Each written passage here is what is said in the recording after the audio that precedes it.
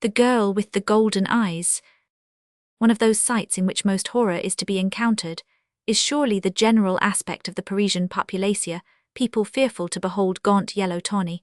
Is not Paris a vast field in perpetual turmoil, from a storm of interests beneath which are whirled along a crop of human beings who are more often than not reaped by death, only to be born again as pinched as ever men, whose twisted and contorted faces give out at every pore the instinct, the desire, the poisons with which their brains are pregnant, not faces so much as masks, masks of weakness, masks of strength, masks of misery, masks of joy, masks of hypocrisy, all alike worn and stamped with the indelible signs of a panting cupidity. What is it they want? Gold or pleasure? A few observations upon the soul of Paris may explain the causes of its cadaverous physiognomy, which has but two ages, youth and decay, youth wan and colourless, decay painted to seem young. In looking at this excavated people, foreigners, who are not prone to reflection, experience, at first, a movement of disgust towards the capital, that vast workshop of delights from which in a short time they cannot even extricate themselves, and where they stay willingly to be corrupted. A few words will suffice to justify physiologically the almost infernal hue of Parisian faces, for it is not in mere sport that Paris has been called a hell. Take the phrase for truth, there all is smoke and fire, everything gleams, crackles, flames, evaporates, dies out, then lights up again with shooting sparks, and is consumed. In no other country has life ever been more ardent or acute. The social nature, even in fusion, seems to say, after each completed work, pass on to another, just as nature says herself, like nature herself. This social nature is busied with insects and flowers of a day, ephemeral trifles, and so too it throws up fire and flame from its eternal crater. Perhaps before analyzing the causes which lend a special physiognomy to each tribe of this intelligent and mobile nation, the general cause should be pointed out, which bleaches and discolors, tints with blue or brown individuals, in more or less degree. By dint of taking interest in everything, the Parisian ends by being interested in nothing. No emotion dominating his face, which friction has rubbed away, it turns grey like the faces of those houses upon which all kinds of dust and smoke have blown. In effect, the Parisian, with his indifference on the day for what the morrow will bring forth, lives like a child. Whatever may be his age, he grumbles at everything, consoles himself for everything, jests at everything, forgets desires and tastes everything, seizes all with passion, quits all with indifference. His kings, his conquests, his glory, his idols of bronze or glasses, he throws away. His stockings, his hats, and his fortune. In Paris no sentiment can withstand the drift of things, and their current compels a struggle in which the passions are relaxed. Their love is a desire, and hatred a whim. There's no true kinsman, but the 1,000-franc note, no better friend than the pawnbroker.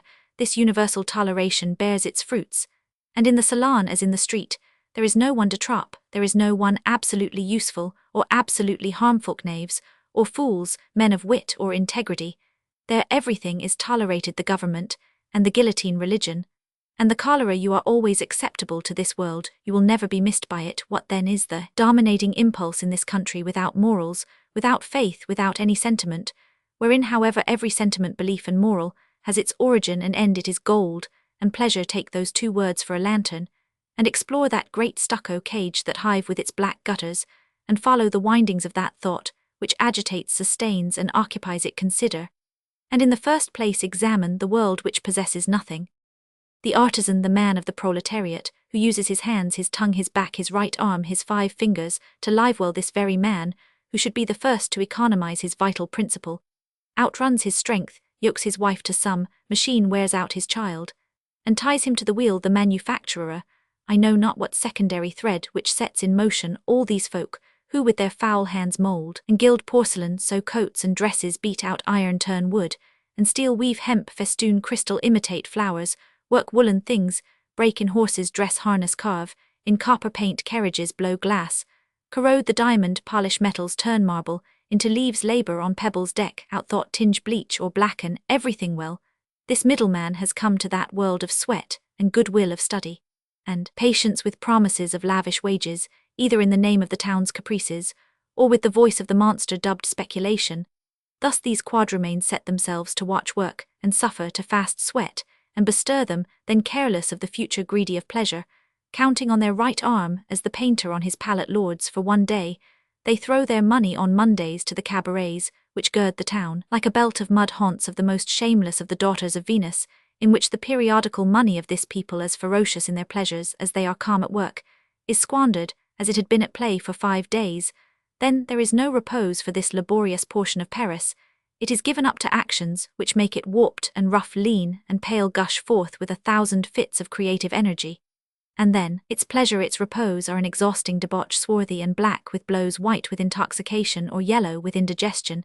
It lasts but 2 days, but it steals tomorrow's bread, the week's soup, the wife's dress, the child's wretched rags. Men, born doubtless to be beautiful, for all creatures have a relative beauty, enrolled from their childhood beneath the yoke of force, beneath the rule of the hammer, the chisel, the loom, and have been promptly vulcanized. Is not Vulcan with his hideousness and his strength the emblem of this strong and hideous nation, sublime in its mechanical intelligence, patient in its season, and once in a century terrible, inflammable as gunpowder, and ripe with brandy for the madness of revolution, with wits enough in fine to take fire at a captious word, which signifies to it always gold and pleasure, if we comprise in it all those who hold out their hands for an alms for lawful wages, or the 5 francs that are granted to every kind of Parisian prostitution, in short for all the money well or ill earned. This people numbers 300,000 individuals. Were it not for the cabarets, would not the government be overturned every Tuesday? Happily, by Tuesday, this people is glutted, sleeps off its pleasure, is penniless, and returns to its labor to dry bread, stimulated by a need of material procreation, which has become a habit to it. None the less this people has its phenomenal virtues, its complete men, unknown Napoleons, who are the type of its strength, carried to its highest expression, and sum up its social capacity in an existence wherein thought and movement combine less to bring joy into it than to neutralize the action of sorrow. Chance has made an artisan economical, chance has favored him with forethought, he has been able to look forward, has met with a wife, and found himself a father. And after some years of hard privation, he embarks in some little draper's business, hires a shop, if neither sickness nor vice blocks his way, if he has prospered there, is the sketch of this normal life. And in the first place, hail to that king of Parisian activity to whom time and space give way. Yes, hail to that being composed of saltpeter and gas, who makes children for France during his laborious nights, and in the day multiplies his personality for the service, glory and pleasure of his fellow citizens. This man solves the problem of sufficing at once to his amiable wife, hearth to the constitutional, to his office, to the National Guard, to the opera, and to God, but only in order that the constitutional, his office, the National Guard, the opera, his wife and God, may be changed into coin. In fine, hail to an irreproachable pluralist, up every day at 5 o'clock. He traverses like a bird the space which separates his dwelling from the Rue Montmartre. It blow or thunder, rain or snow, he is at the Constitutional, and waits there for the load of newspapers which he has undertaken to distribute. He receives this political bread with eagerness, takes it, bears it away at 9 o'clock. He is in the bosom of his family, flings a jest to his wife, snatches a loud kiss from her, gulps down a cup of coffee, or scolds his children at 9:15. He puts in an appearance at the Mairie, there stuck upon a stool like a parrot on its perch, warmed by Paris town. He registers, until 4 o'clock, with never a tear or a smile, the deaths and births of an entire district. The sorrow, the happiness of the parish flow beneath his penas, the essence of the Constitutional travelled before upon his shoulders. Nothing weighs upon him, he goes always straight before him, takes his patriotism ready-made from the newspaper, contradicts no one, shouts or applauds with the world, and lives like a bird 2 yards from his parish. In the event of an important ceremony, he can yield his place to an assistant, and betake himself to chant a requiem from a stall in the church, of which on Sundays he is the fairest ornament, where his is the most imposing voice, where he distorts his huge mouth with energy to thunder out a joyous amen. So is he chorister at 4 o'clock, freed from his official servitude. He reappears to shed joy and gaiety upon the most famous shop in the city. Happy is his wife, he has no time to be jealous, he is a man of action, rather than of sentiment. His mere arrival spurs the young ladies at the counter, their bright eyes storm the customers. He expands in the midst of all the finery, the lace and muslin kerchiefs, that their cunning hands have wrought, or again more often still before his dinner. He waits on a client, copies the page of a newspaper, or carries to the doorkeeper some goods that have been delayed every other day at 6. He is faithful to his post, a permanent bass for the chorus. He betakes himself to the opera, prepared to become a soldier or an Arab prisoner, savage peasant spirit, camel's leg or lion, a devil or a genie, a slave or a eunuch, black or white, always ready to feign joy or sorrow, pity or astonishment, to utter cries that never vary, to hold his tongue, to hunt or fight for Rome or Egypt, but always at heart a huckster still. At midnight he returns a man, the good husband, the tender father. He slips into the conjugal bed, his imagination still afire with the elusive forms of the operatic nymphs, and so turns to the prophet of conjugal love the world's depravities, the voluptuous curves of Taglioni's leg. And finally, if he sleeps apace and hurries through his slumber, as he does his life. This man sums up all things history, literature, politics, government, religion, military science. Is he not a living encyclopedia, a grotesque atlas, ceaselessly in motion like Paris itself? And knowing not repose, he is all legs, no physiognomy could preserve its purity amid such toils. Perhaps the artisan who dies at 30, an old man, his stomach tanned by repeated doses of brandy, will be held, according to certain leisured philosophers, to be happier than the huckster. Is the one perishes in a breath, and the other by degrees, from his 8 industries, from the labour of his shoulders, his throat, his hands, from his wife, and his business, the one derives from so many farmschildren, some thousands of francs, and the most laborious happiness that has ever diverted the heart of man, this fortune and these children, or the children who sum up everything for him, become the prey of the world above, to which he brings his ducats, and his daughter or his son reared at college, who with more education than his father raises higher his ambitious gaze, often the son of a retail tradesman, would fain be something in the state.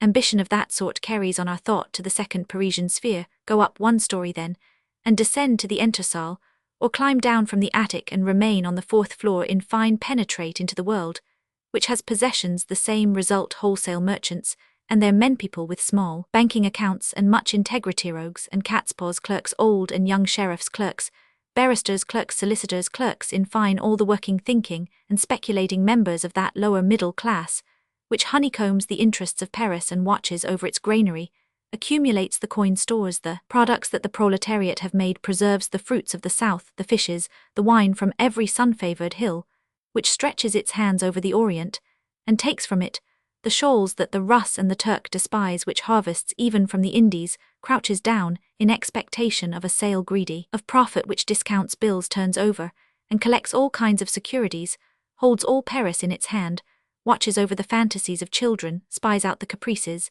and the vices of mature age, sucks money out of disease. Even so, if they drink no brandy like the artisan, nor wallow in the mire of debauch, all equally abuse their strength, immeasurably strain their bodies, and their minds alike are burned away with desires, devastated with the swiftness of the pace. In their case, the physical distortion is accomplished beneath the whip of interests, beneath the scourge of ambitions, which torture the educated portion of this monstrous city. Just as in the case of the proletariat, it is brought about by the cruel seesaw of the material elaborations, perpetually required from the despotism of the aristocratic. I will here too then, in order to obey that universal master, pleasure or gold, they must devour time, hasten time, find more than 24 hours in the day and night, waste themselves, slay themselves, and purchase 2 years of unhealthy repose with 30 years of old age. Only the working man dies in hospital, when the last term of his stunted growth expires, whereas the man of the middle class is set upon living and lives on, but in a state of idiocy. You will meet him with his worn, flat old face, with no light in his eyes, with no strength in his limbs, dragging himself with a dazed air along the boulevard, the belt of his Venus, of his beloved city. What was his want? The sabre of the National Guard, a permanent stockpot, a decent plot in Père Lachaise, and for his old age, a little gold honestly earned. His Monday is on Sunday, his rest a drive in a hired carriage, a country excursion, during which his wife and children glut themselves merrily with dust or bask in the sun. His dissipation is at the restaurateurs whose poisonous dinner has won renown, or at some family ball where he suffocates till midnight. Some fools are surprised at the phantasmagoria of the monads, which they see with the aid of the microscope, in a drop of water. But what would Rabelais gargantua that misunderstood figure of an audacity so sublime? What would that giant say, fallen from the celestial spheres, if he amused himself by contemplating the motions of this secondary life of Paris, of which here is one of the formulae? Have you seen one of those little constructions, scold in summer, and with no other warmth than a small stove in winter, placed beneath the vast copper dome which crowns the hallowable? Madame is there by morning. She is engaged at the markets, and makes by this occupation 12,000 francs a year. People say monsieur. When Madame is up, passes into a gloomy office where he lends money till the weekend to the tradesmen of his district. By 9 o'clock he is at the passport office, of which he is one of the minor officials. By evening he is at the box office of the Theatre Italian, or of any other theatre you like. The children are put out to nurse, and only return to be sent to college or to boarding school. Monsieur and Madame live on the 3rd floor, have but one cook give dances in a salon, 12 foot by 8 lit by argand lamps, but they give 150,000 francs to their daughter, and retire at the age of 50, an age when they begin to show themselves on the balcony of the opera, in a fiacre at Longchamps, or on sunny days in faded clothes on the boulevards. The fruit of all this, sowing respected by their neighbours in good odour with the government connected with the upper middle classes, Monsieur obtains at 65 the cross of the Legion of Honor, and his daughter's father-in-law, a parochial mayor, invites him to his evenings. These lifelong labours then are for the good of the children, whom these lower middle classes are inevitably driven to exalt. Thus each sphere directs all its efforts towards the sphere above it. The son of the rich grocer becomes a notary, the son of the timber merchant becomes a magistrate, no link is wanting in the chain, and everything stimulates the upward march of money. Thus we are brought to the third circle of this hell, which perhaps will some day find its Dante in this third social circle, a sort of Parisian belly, in which the interests of the town are digested, and where they are condensed into the form known as business there moves and agitates, as by some acrid and bitter intestinal process, the crowd of lawyers, doctors, notaries, counsellors, business men, bankers, big merchants, speculators, and magistrates here are to be found even more causes of moral and physical destruction than elsewhere. These people, almost all of them, live in unhealthy offices, in fetid antechambers, in little barred dens, and spend their days bowed down beneath the weight of affairs. They rise at dawn to be time not to be left behind, to gain all or not to lose, to overreach a man, or his money, to open or wind up some business, to take advantage of some fleeting opportunity, to get a man hanged, or set him free. They infect their horses, they overdrive and age, and break them like their own legs, before their time. Time is their tyrant, it fails them, it escapes them, they can neither expand it nor cut it short. What soul can remain great, pure, moral, and generous, and consequently what face retain its beauty in this depraving practice of a calling, which compels one to bear the weight of the public sorrows, to analyze them, to weigh them, estimate them, and mark them out by rule? Where do these folk put aside their hearts? I do not know, but they leave them somewhere or other, when they have any, before they descend each morning into the abyss of the misery, which puts families on the rack for them. There is no such thing as mystery. They see the reverse side of society, whose confessors they are, and despise it. Then whatever they do owing to their contact with corruption, they either are horrified at it and grow gloomy, or else out of lassitude or some secret compromise espouse it. In fine, they necessarily become callous to every sentiment, since man, his laws and his institutions make them steal like jackals from corpses that are still warm. At all hours the financier is trampling on the living, the attorney on the dead, the pleader on the conscience, forced to be speaking without a rest. They all substitute words for ideas, phrases for feelings, and their soul becomes a larynx. Neither the great merchant nor the judge nor the pleader preserves his sense of right. They feel no more, they apply set rules that leave cases out of count, borne along by their headlong course. They are neither husbands nor fathers nor lovers. They glide on sledges over the facts of life, and live at all times at the high pressure conduced by business and the vast city. When they return to their homes, they are required to go to a ball, to the opera, into society, where they can make clients' acquaintances. Protectors they all eat to excess play, and keep vigil, and their faces become bloated, flushed, and emaciated. To this terrific expenditure of intellectual strength, to such multifold moral contradictions, they oppose not indeed pleasure, it would be too pale a contrast, but debauchery, a debauchery, both secret and alarming, for they have all means at their disposal, and fix the morality of society. Their genuine stupidity lies hid beneath their specialism. They know their business, but are ignorant of everything which is outside it, so that to preserve their self-conceit they question everything, are crudely and crookedly critical. They appear to be skeptics, and are in reality simpletons. They swamp their wits in interminable arguments, almost conveniently adopt social, literary, or political prejudices to do away with the need of having opinions, just as they adapt their conscience to the standard of the code, or the tribunal of commerce. Having started early to become men of note, they turn into mediocrities, and crawl over the high places of the world. So too their faces present the harsh pallor, the deceitful colouring, those dull, tarnished eyes, and garrulous, sensual mouths, in which the observer recognizes the symptoms of the degeneracy of the thought,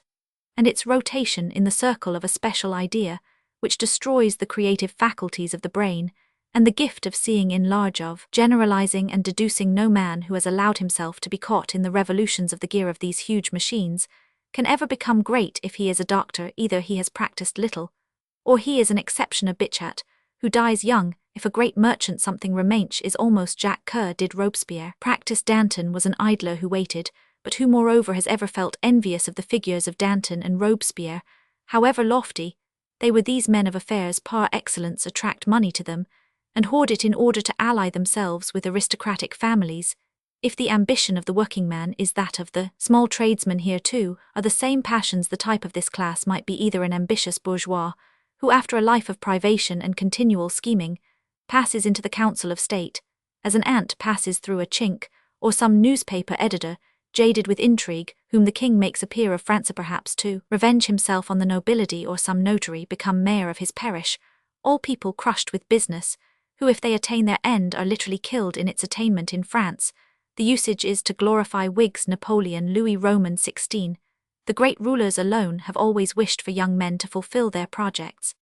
Above this sphere, the artist world exists, but here too the faces stamped with the seal of originality are worn nobly indeed, but worn fatigued, nervous, harassed by a need of production, outrun by their costly fantasies, worn out by devouring genius, hungry for pleasure. The artists of Paris would all regain by excessive labor what they have lost by idleness, and vainly seek to reconcile the world, and glory. Money and art, to begin with the artist, is ceaselessly panting under his creditors. His necessities beget his debts, and his debts require of him his nights after his labor, his pleasure. The comedian plays till midnight, studies in the morning, rehearses at noon. The sculptor is bent before his statue, the journalist is a marching thought like the soldier. When at war, the painter, who is the fashion, is crushed with work. The painter, with no occupation, if he feels himself to be a man of genius, gnaws his entrails. Competition, rivalry, calumny assail talent. Some in desperation plunge into the abyss of vice, others die young and unknown, because they have discounted their future too soon. Few of these figures, originally sublime, remain beautiful. On the other hand, the flagrant beauty of their heads is not understood. An artist's face is always exorbitant. It is always above or below the conventional lines of what fools call the beau ideal. What power is it that destroys them? Passion. Every passion in Paris resolves into two terms: gold and pleasure. Now do you not breathe again? Do you not feel air and space purified here? Is neither labor nor suffering. The soaring arch of gold has reached the summit from the lowest gutters, where its stream commences from the little shops, where it is stopped by puny cofferdams, from the heart of the counting-houses and great workshops, where its volume is that of ingots, gold in the shape of dowries and inheritances, guided by the hands of young girls or the bony fingers of age courses, towards the aristocracy, where it will become a blazing, expansive stream. But before leaving the four territories upon which the utmost wealth of Paris is based, it is fitting, having cited the moral causes, to deduce those which are physical, and to call attention to a pestilence latent, as it were, which incessantly acts upon the faces of the porter, the artisan, the small shopkeeper, to point out a deleterious influence, the corruption of which equals that of the Parisian administrators, who allow it so complacently to exist. If the air of the houses in which the greater proportion of the middle classes live is noxious, if the atmosphere of the streets belches out cruel miasmas into stuffy back kitchens, where there is little air, realize that apart from this pestilence, the 40,000 houses of this great city have their foundations in filth, which the powers that be have not yet seriously attempted to enclose with mortar walls solid enough to prevent even the most fetid mud from filtering through the soil, poisoning the wells, and maintaining subterraneously, to Lutetia the tradition of her celebrated name. Half of Paris sleeps amidst the putrid exhalations of courts and streets and sewers. But let us turn to the vast saloons, gilded and airy, the hotels in their gardens, the rich, indolent, happy-moneyed world. There, the faces are lined and scarred with vanity. There nothing is real to seek for pleasure. Is it not to find ennui? People in society have at an early age warped their nature, having no occupation other than to wallow in pleasure. They have speedily misused their sense, as the artisan has misused brandy. Pleasure is of the nature of certain medical substances. In order to obtain constantly the same effects, the doses must be doubled, and death or degradation is contained in the last. All the lower classes are on their knees before the wealthy and watch their tastes, in order to turn them into vices, and exploit them. Thus you see in these folk at an early age tastes, instead of passions, romantic fantasies, and lukewarm loves.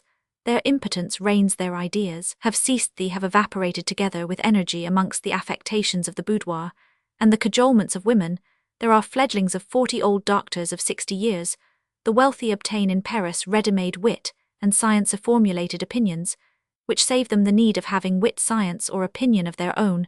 The irrationality of this world is equalled by its weakness and its licentiousness. It is greedy of time to the point of wasting it. Seek in it for affection as little as for ideas. Its kisses conceal a profound indifference, its urbanity a perpetual contempt. It has no other fashion of love, flashes of wit, without profundity a wealth of indiscretion, scandal, and above all commonplace. Such is the sum of its speech. But these happy fortunates pretend that they do not meet to make and repeat maxims in the manner of La Rochefoucauld, as though there did not exist a mean invented by the 18th century between a superfluity and absolute blank. If a few men of character indulge in witticism at once subtle and refined, they are misunderstood. Soon tired of giving without receiving, they remain at home, and leave fools to reign over their territory. This hollow life, this perpetual expectation of a pleasure, which never comes, this permanent ennui and emptiness of soul, heart, and mind, the lassitude of the upper Parisian world, is reproduced on its features, and stamps its parchment, faces its premature wrinkles, that physiognomy of the wealthy upon which impotence has set its grimace, in which gold is mirrored, and whence intelligence has fled. Such a view of moral Paris proves that physical Paris could not be other than it is. This coroneted town is like a queen who, being always with child, has desires of irresistible fury. Paris is the crown of the world, a brain which perishes of genius and leads human civilization. It is a great man, a perpetually creative artist, a politician with second sight, who must of necessity have wrinkles on his forehead. The vices of a great man, the fantasies of the artist and the politician's disillusions. Its physiognomy suggests the evolution of good and evil, battle and victory, the moral combat of '89, the clarion calls of which still reach her in every corner of the world, and also the downfall of 1814. Thus this city can no more be moral or cordial or clean than the engines which impel those proud leviathans, which you admire when they cleave the waves. Is not Paris a sublime vessel, laden with intelligence? Yes, her arms are one of those oracles which fatality sometimes allows. The city of Paris has her great mast, all of bronze, carved with victories, and for watchman Napoleon the bark may roll and pitch, but she cleaves the world, illuminates it through the 100 mouths of her tribunes, plows the seas of science, rides with full sail, cries from the height of her tops, with the voice of her scientists and artists, onward advance, follow me. She carries a huge crew which delights in adorning her with fresh streamers, boys and urchins, laughing in the rigging ballast of heavy bourgeoisie, workingmen and sailormen, touched with tar in her cabins. The lucky passengers, elegant midshipmen, smoke their cigars leaning over the bulwarks. Then on the deck her soldiers, innovators or ambitious, would accost every fresh shore, and shooting out their bright lights upon it, ask for glory which is pleasure, or for love which needs gold. Thus the exorbitant movement of the proletariat, the corrupting influence of the interests, which consume the two middle classes, the cruelties of the artist's thought, and the excessive pleasure which is sought for incessantly by the great, explain the normal ugliness of the Parisian physiognomy. It is only in the Orient that the human race presents a magnificent figure, but that is an effect of the constant calm affected by those profound philosophers with their long pipes, their short legs, their square contour, who despise and hold activity in horror, whilst in Paris the little and the great, and the mediocre run and leap and drive, whipped on by an inexorable goddess necessity for money, glory and amusement. Thus any face which is fresh and graceful and reposeful, any really young face, is in Paris the most extraordinary of exceptions. It is met with rarely should you see one there. Be sure it belongs either to a young and ardent ecclesiastic, or to some good abbe of 40 with 3 chins, to a young girl of pure life, such as is brought up in certain middle-class families, to a mother of 20 still full of illusions, as she suckles her firstborn, to a young man newly embarked from the provinces, and entrusted to the care of some devout dowager who keeps him without a sou, or perhaps to some shop assistant who goes to bed at midnight, wearied out with folding and unfolding calico, and rises at 7 o'clock to arrange the window. Often again, to some man of science or poetry, who lives monastically in the embrace of a fine idea, who remains sober, patient and chaste. Else to some self-contented fool, feeding himself on folly, reeking of health, in a perpetual state of absorption with his own smile, or to the soft and happy race of loungers, the only folk really happy in Paris, which unfolds for them hour by hour its moving poetry. Nevertheless, there is in Paris a proportion of privileged beings to whom this excessive movement of industries, interests, affairs, arts and gold is profitable. These beings are women, although they also have 1,000 secret causes, which here more than elsewhere destroy their physiognomy. There are to be found in the feminine world little happy colonies who live in oriental fashion and can preserve their beauty, but these women rarely show themselves on foot in the streets. They lie hid, like rare plants who only unfold their petals at certain hours and constitute veritable exotic exceptions. However, Paris is essentially the country of contrasts. If true sentiments are rare, there also are to be found, as elsewhere, noble friendships and unlimited devotion on this battlefield of interests and passions, just as in the midst of those marching societies where egoism triumphs, where everyone is obliged to defend himself, and which we call armies. It seems as though sentiments like to be complete when they showed themselves, and are sublime by juxtaposition. So it is with faces. In Paris one sometimes sees in the aristocracy set like stars the ravishing faces of young people, the fruit of quite exceptional manners and education, to the youthful beauty of the English stock. They unite the firmness of southern traits, the fire of their eyes, a delicious bloom on their lips, the lustrous black of their soft locks, a white complexion, a distinguished cast of features, render them the flowers of the human race, magnificent to behold against the mass of other faces, worn old, wrinkled, and grimacing. So women too admire such young people with that eager pleasure which men take in watching a pretty girl, elegant, gracious, and embellished with all the virginal charms with which our imagination pleases to adorn the perfect woman.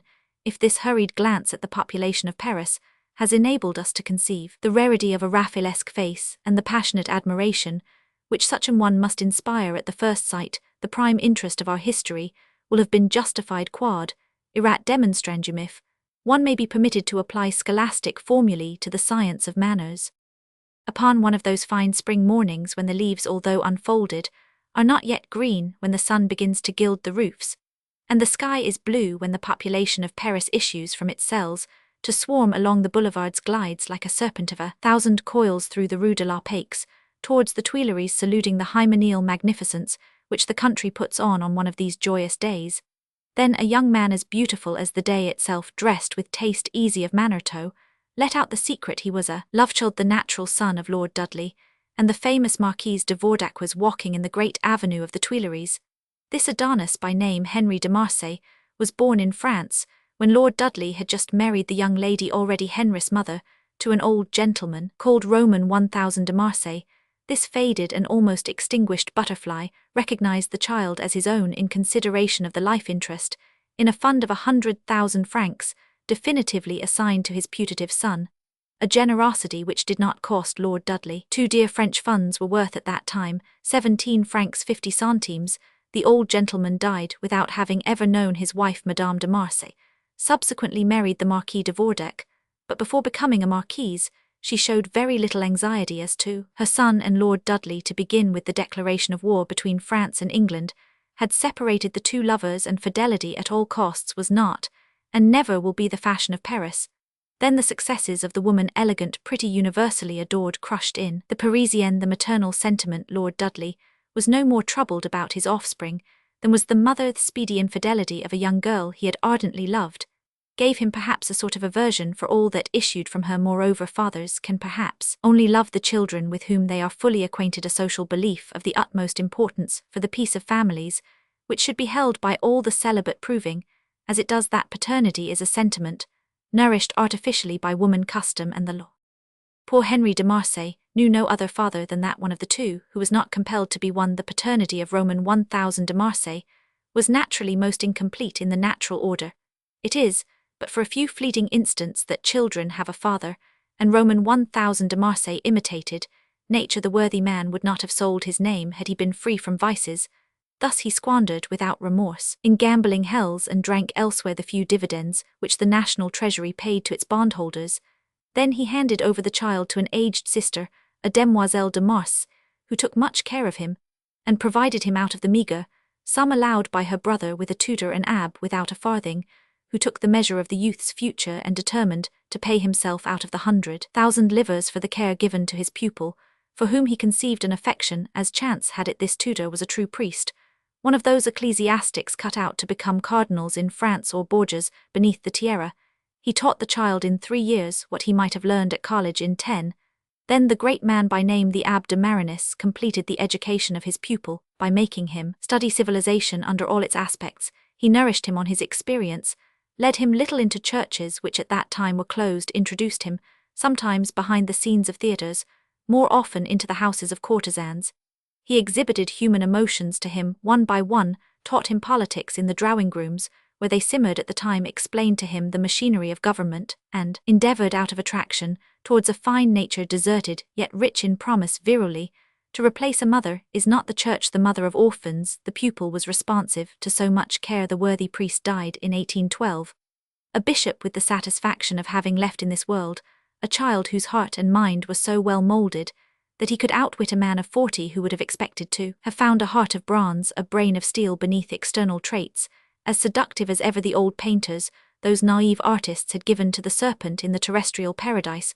Nor was that all. In addition, the good-natured prelate had procured for the child of his choice certain acquaintances in the best Parisian society, which might equal in value in the young man's hand another 100,000 invested livres. In fine, this priest, vicious, but politic skeptical, yet learned, treacherous, yet amiable, weak in appearance, yet as vigorous physically as intellectually, was so genuinely useful to his pupil, so complacent to his vices, so fine a calculator of all kinds of strength, so profound, when it was needful to make some human reckoning, so youthful at table at Frascati, at I know not where, that the grateful Henri de Marsay was hardly moved at aught in 1814, except when he looked at the portrait of his beloved bishop, the only personal possession which the prelate had been able to bequeath him, admirable type of the men whose genius will preserve the Catholic, Apostolic, and Roman Church, compromised for the moment by the feebleness of its recruits and the decrepit age of its pontiffs.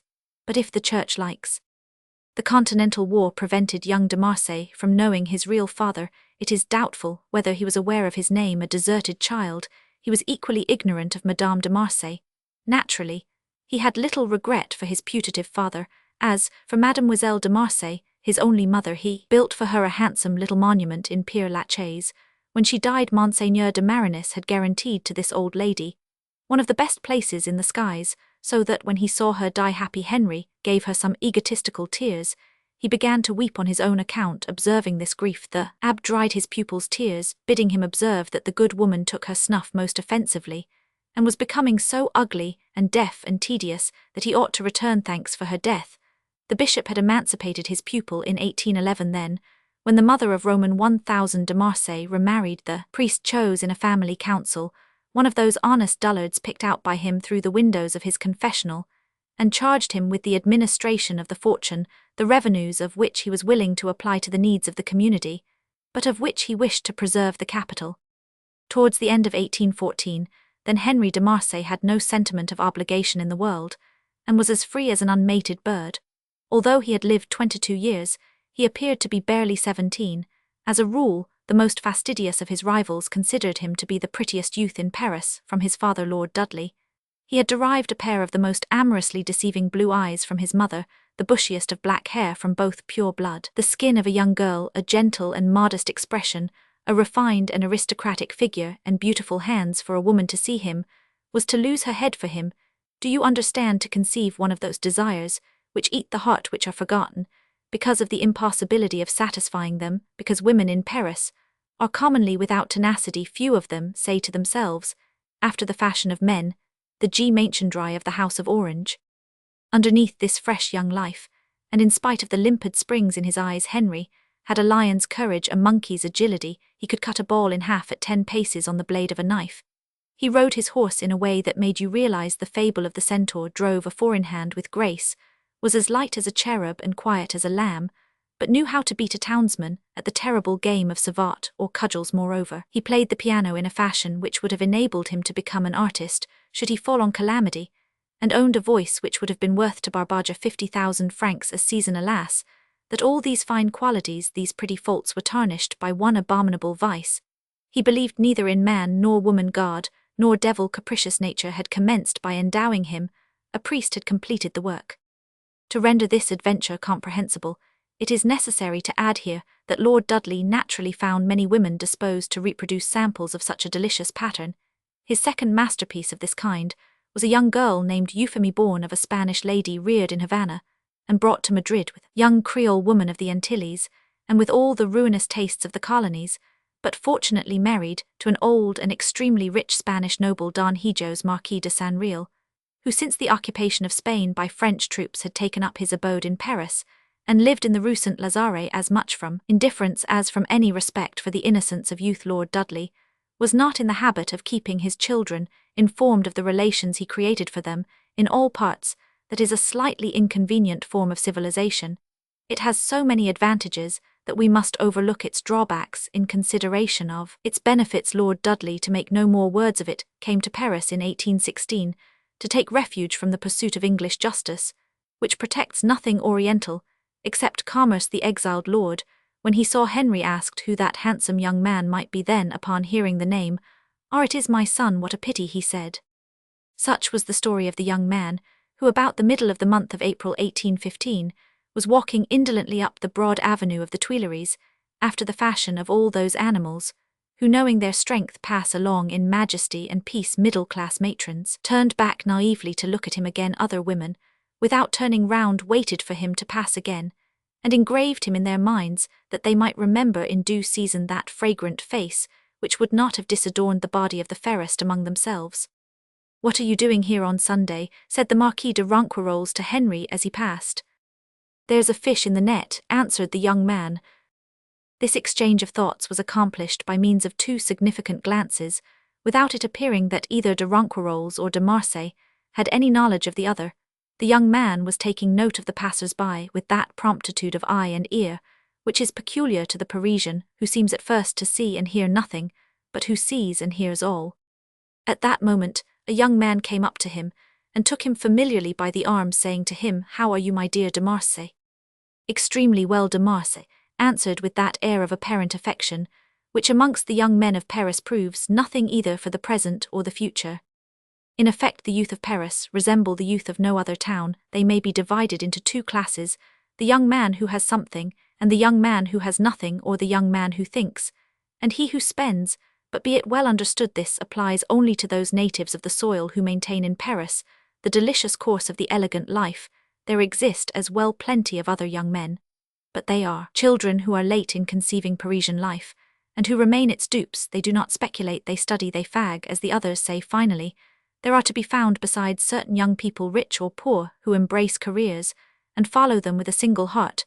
They are somewhat like the Emile of Rousseau of the flesh of citizens, and they never appear in society. The diplomatic impolitely dubbed them fools. Be they that or no, they augment the number of those mediocrities, beneath the yoke of which France is bowed down.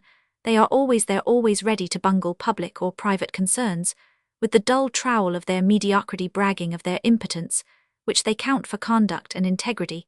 This sort of social prizemen infests the administration, the army, the magistracy, the chambers, the courts. They diminish and level down the country, and constitute in some manner in the body politic a lymph, which infects it, and renders it flabby. These honest folk call men of talent immoral or rogues. If such rogues require to be paid for their services, at least their services are there, whereas the other sort do harm, and are respected by the mob. But happily for France, elegant youth stigmatizes them ceaselessly under the name of louts. At the first glance, then, it is natural to consider as very distinct the two sorts of young men who lead the life of elegance, the amiable corporation to which Henri de Marsay belonged. But the observer who goes beyond the superficial aspect of things is soon convinced that the difference is purely moral, and that nothing is so deceptive as this pretty outside. Nevertheless, all alike take precedence over everybody else, speak rightly or wrongly of things of men. Literature and the fine arts have ever in their mouth the Pitt and Coburg of each year. Interrupt conversation with a pun, turn into ridicule science, and the savant despise all things which they do not know, or which they fear. Set themselves above all, by constituting themselves the supreme judges of all. They would all hoax their fathers, and be ready to shed crocodile tears upon their mothers' breasts, but generally they believe in nothing, blaspheme women, or play at modesty, and in reality are led by some old woman or an evil courtesan. They are all equally eaten to the bone with calculation, with depravity, with a brutal lust to succeed. And if you plumbed for their hearts, you would find in all a stone in their normal state. They have the prettiest exterior, stake their friendship at every turn, are captivating alike. The same badinage dominates their ever-changing jargon. They seek for oddity in their toilette, glory in repeating the stupidities of such and such actor who is in fashion, and commence operations, it matters not with whom, with contempt and impertinence, in order to have as it were the first move in the game. But woe betide him who does not know how to take a blow on one cheek for the sake of rendering two. They resemble in fine that pretty white spray which crests the stormy waves. They dress and dance, dine and take their pleasure on the day of Waterloo, in the time of cholera or revolution. Finally, their expenses are all the same, But here the contrast comes in of this fluctuating fortune so agreeably flung away. Some possess the capital, for which the others wait. They have the same tailors, but the bills of the latter are still to pay next. If the first, like sieves, take in ideas of all kinds, without retaining any, the latter compare them, and assimilate all the good. If the first believe they know something, know nothing, and understand everything, lend all to those who need nothing, and offer nothing to those who are in need, the latter study secretly others' thoughts, and place out their money like their follies at big interest. The one class have no more faithful impressions, because their soul, like a mirror worn from use, no longer reflects any image. The others economize their senses and life, even while they seem like the first to be flinging them away broadcast. The first, on the faith of a hope, devote themselves without conviction to a system which has wind and tide against it, but they leap upon another political craft. When the first goes adrift, the second take the measure of the future, sound it, and see in political fidelity what the English see in commercial integrity, an element of success where the young man of possessions makes a pun or an epigram upon the restoration of the throne. He who has nothing makes a public calculation or a secret reservation, and obtains everything by giving a handshake to his friends. The one deny every faculty to others, look upon all their ideas as new, as though the world had been made yesterday. They have unlimited confidence in themselves, and no crueler enemy than those same selves. But the others are armed with an incessant distrust of men whom they estimate at their value, and are sufficiently profound to have one thought beyond their friends, whom they exploit. Then of evenings, when they lay their heads on their pillows, they weigh men as a miser weighs his gold pieces.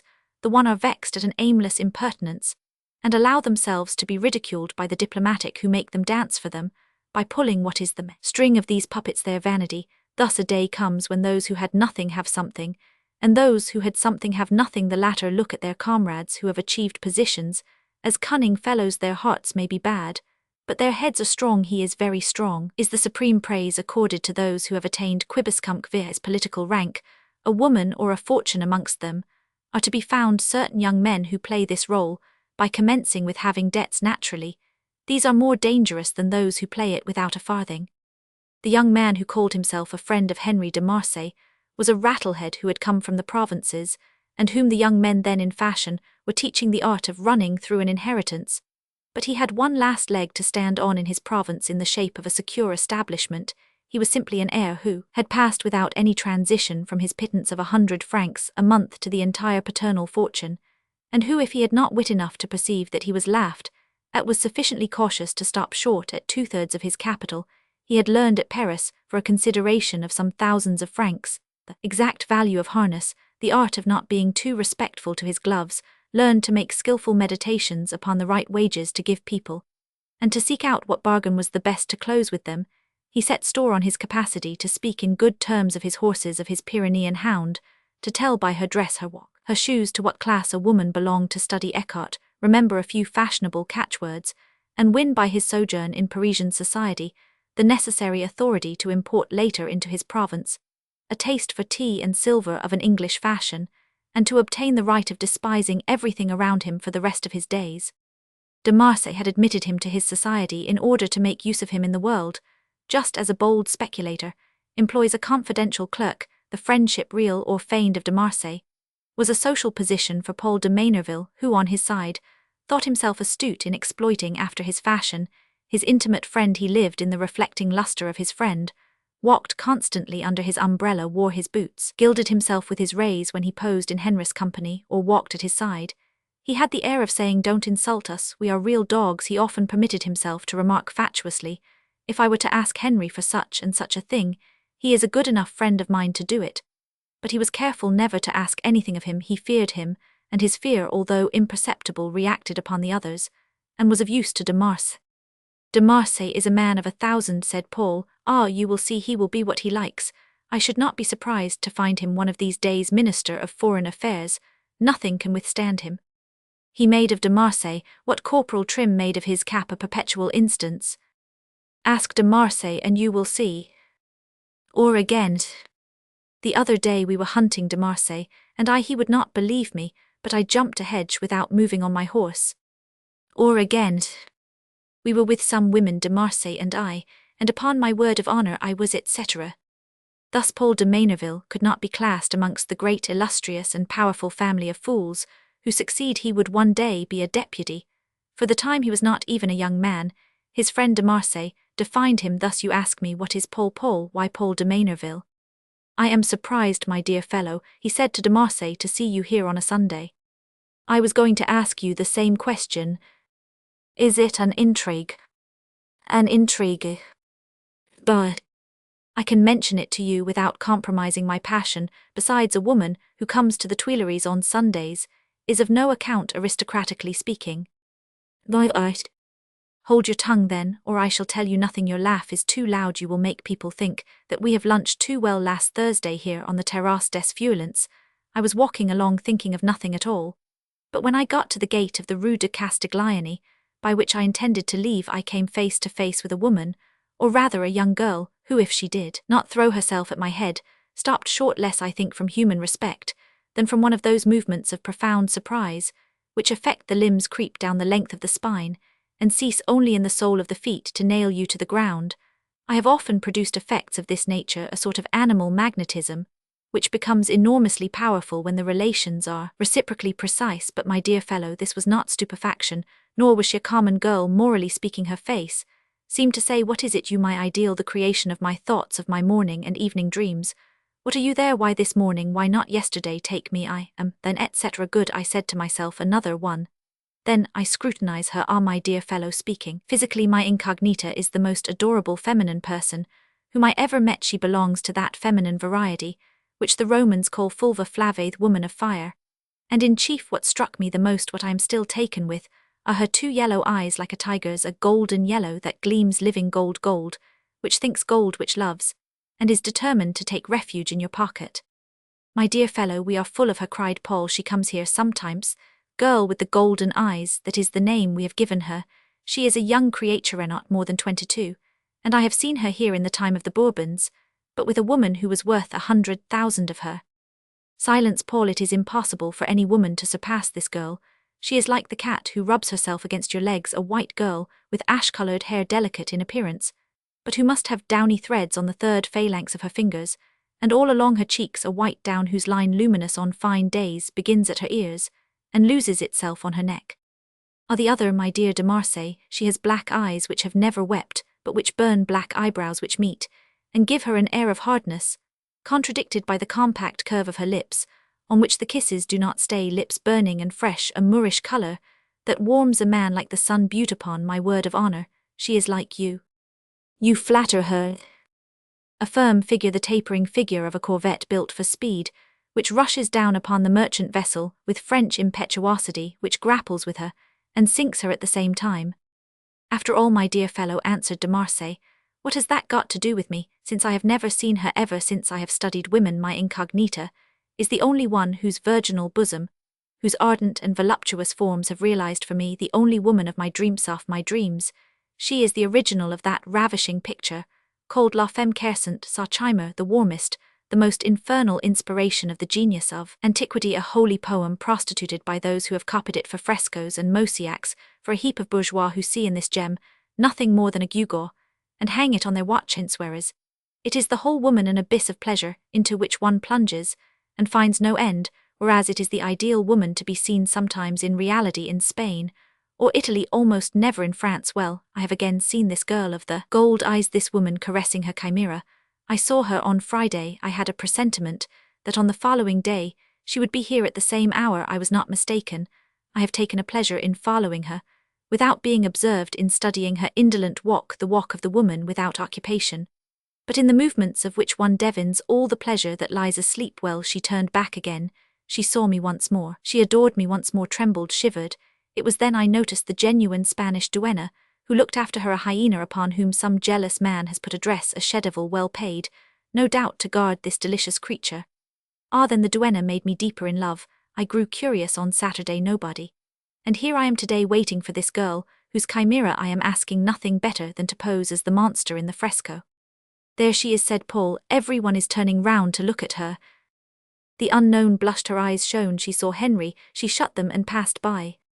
You say that she notices you, cried Paul facetiously. The duenna looked fixedly and attentively at the two young men. When the unknown and Henri passed each other again, the young girl touched him, and with her hand pressed the hand of the young man. Then she turned her head and smiled with passion, but the duenna led her away very quickly to the gate of the Rue de Castiglione. The two friends followed the young girl, admiring the magnificent grace of the neck, which met her head in a harmony of vigorous lines, and upon which a few coils of hair were tightly wound. The girl, with the golden eyes, had that well-knitted arched slender foot which presents so many attractions to the dainty imagination. Moreover, she was shod with elegance, and wore a short skirt during her course. She turned from time to time to look at Henri, and appeared to follow the old woman regretfully, seeming to be at once her mistress and her slave. She could break her with blows, but could not dismiss her. All that was perceptible. The two friends reached the gate. Two men in livery let down the step of a tasteful coupe, emblazoned with armorial bearings. The girl with the golden eyes was the first to enter. It took her seat at the side, where she could be best seen. When the carriage turned, put her hand on the door, and waved her handkerchief in the duenna's despite. In contempt of what might be said by the curious, her handkerchief cried to Henri openly, "Follow me." "Have you ever seen a handkerchief better thrown?" said Henri to Paul de Manerville. Then, observing a fiacre on the point of departure, having just set down a fare, he made a sign to the driver to wait. "Follow that carriage. Notice the house and the street where it stops. You shall have 10 francs. Paul, adieu." The cab followed the coupe. The coupe stopped in the Rue Saint-Lazare, before one of the finest houses of the neighborhood. De Marsay was not impulsive. Any other young man would have obeyed his impulse to obtain at once some information about a girl who realized so fully the most luminous ideas ever expressed upon women in the poetry of the East, but too experienced to compromise his good fortune. He had told his coachman to continue along the Rue Saint-Lazare and carry him back to his house. The next day his confidential valet, Laurent by name, as cunning a fellow as the Frontin of the old comedy, waited in the vicinity of the house inhabited by the unknown for the hour at which letters were distributed, in order to be able to spy at his ease, and hang about the house. He had followed the example of those police officers who seek a good disguise, and bought up cast-off clothes of an Auvergnat, the appearance of whom he sought to imitate when the postman, who went the round of the Rue Saint-Lazare, that morning passed by Laurent, feigned to be a porter unable to remember the name of a person to whom he had to deliver a parcel, and consulted the postman. Deceived at first by appearances, this personage, so picturesque in the midst of Parisian civilization, informed him that the house in which the girl with the golden eyes dwelt belonged to Don Hijo's Marquis de Sanreal, grandee of Spain. Naturally, it was not with the Marquis that the Auvergnat was concerned. "My parcel," he said, "is for the Marquise." "She is away," replied the postman. "Her letters are forwarded to London." "Then the Marquise is not a young girl who—" "Ah," said the postman, interrupting the valet de chambre, and observing him attentively, "you are as much a porter as I Roman 1000. Laurent chinked some pieces of gold before the functionary, who began to smile. "Come, here's the name of your quarry," he said, taking from his leather wallet a letter bearing a London stamp upon which the address to Mademoiselle Paquita Valdez, Rue Saint-Lazare, Hotel Sanreal, Paris, was written in long fine characters, which spoke of a woman's hand. "Could you tap a bottle of Chablis with a few dozen oysters, and a filet sauté with mushrooms to follow?" it said Laurent, who wished to win the postman's valuable friendship. "At 9:30, when my round is finished, at the corner of the Rue de la Chaussée d'Antin and the Rue Nouvelles Mathurins at the Puits Sans Vin," said Laurent. "Hark ye, my friend," said the postman, when he rejoined the valet an hour after this encounter, "if your master is in love with the girl he is in for a famous task, I doubt you'll not succeed in seeing her in the 10 years that I've been postman in Paris. I have seen plenty of different kinds of doors, but I can tell you, and no fear of being called a liar by any of my comrades, there never was a door so mysterious as Roman 1000 de Sanreal's. No one can get into the house without the Lord knows what counterword, and notice it has been selected on purpose between a courtyard and a garden, to avoid any communication with other houses. The porter is an old Spaniard who never speaks a word of French, but peers at people as Vidocq might to see if they are not thieves. If a lover, a thief, or you, I make no comparisons, could get the better of this first wicket well in the first hall, which is shut by a glazed door, you would run across a butler, surrounded by lackeys, an old joker, more savage and surly even than the porter. If anyone gets past the porter's lodge, my butler comes out, waits for you at the entrance, and puts you through a cross-examination like a criminal. That has happened to me, a mere postman. He took me for an eavesdropper in disguise," he said, laughing at his nonsense. "As for the servants, don't hope to get aught out of them. I think they are mutes. No one in the neighborhood knows the color of their speech. I don't know what wages they can pay them to keep them from talk and drink. The fact is they are not to be got at, whether because they are afraid of being shot, or that they have some enormous sum to lose in the case of an indiscretion, if your master is fond enough of Mademoiselle Paquita Valdez. To surmount all these obstacles he certainly want triumph over Dona Conca Marialva, the duenna who accompanies her, and would put her under her petticoats sooner than leave her the two women look as if they were sewn to one another. All that you say, worthy postman, went on Laurent, after having drunk off his wine, confirms me in what I have learned before, upon my word. I thought they were making fun of me. The fruiterer opposite told me that of nights they let loose dogs whose food is hung up on stakes just out of their reach. These cursed animals think therefore that anyone likely to come in has designs on their victuals, and would tear one to pieces. You will tell me one might throw them down pieces, but it seems they have been trained to touch nothing except from the hand of the porter. The porter of the Baron de Nucingen, whose garden joins at the top that of the Hotel San Real, told me the same thing, replied the postman. Good, my master knows him, said Laurent to himself. Do you know, he went on, leering at the postman, I serve a master who is a rare man. And if he took it into his head to kiss the sole of the foot of an empress, she would have to give in to him, if he had need of you, which is what I wish for you, for he is generous. Could one count on you? Lord Monsieur Laurent, my name is Moynot. My name is written exactly like Moino, magpie, Moynot, Moynot. Exactly, said Laurent. I live at No. 11, Rue des Trois Freres, on the 5th floor, went on Moynot. I have a wife and 4 children. If what you want of me doesn't transgress the limits of my conscience and my official duties, you understand I am your man. You are an honest fellow, said Laurent, shaking his hand. Paquita Valdez is no doubt the mistress of the Marquis de San Real, the friend of King Ferdinand. Only an old Spanish mummy of 80 years is capable of taking such precautions, said Henri, when his valet de chamber had related the result of his researches. Monsieur, said Laurent, unless he takes a balloon, no one can get into that hotel. You are a fool. Is it necessary to get into the hotel to have Paquita, when Paquita can get out of it? But sir, the duenna. We will shut her up for a day or two, your duenna. So we shall have Paquita, said Laurent, rubbing his hands. Rascal, answered Henri, I shall condemn you to the conquer, if you carry your impudence so far as to speak so of a woman, before she has become mine. Turn your thoughts to dressing me, I am going out. Henri remained for a moment plunged in joyous reflections. Let us say it, to the praise of women he obtained all those whom he deigned to desire.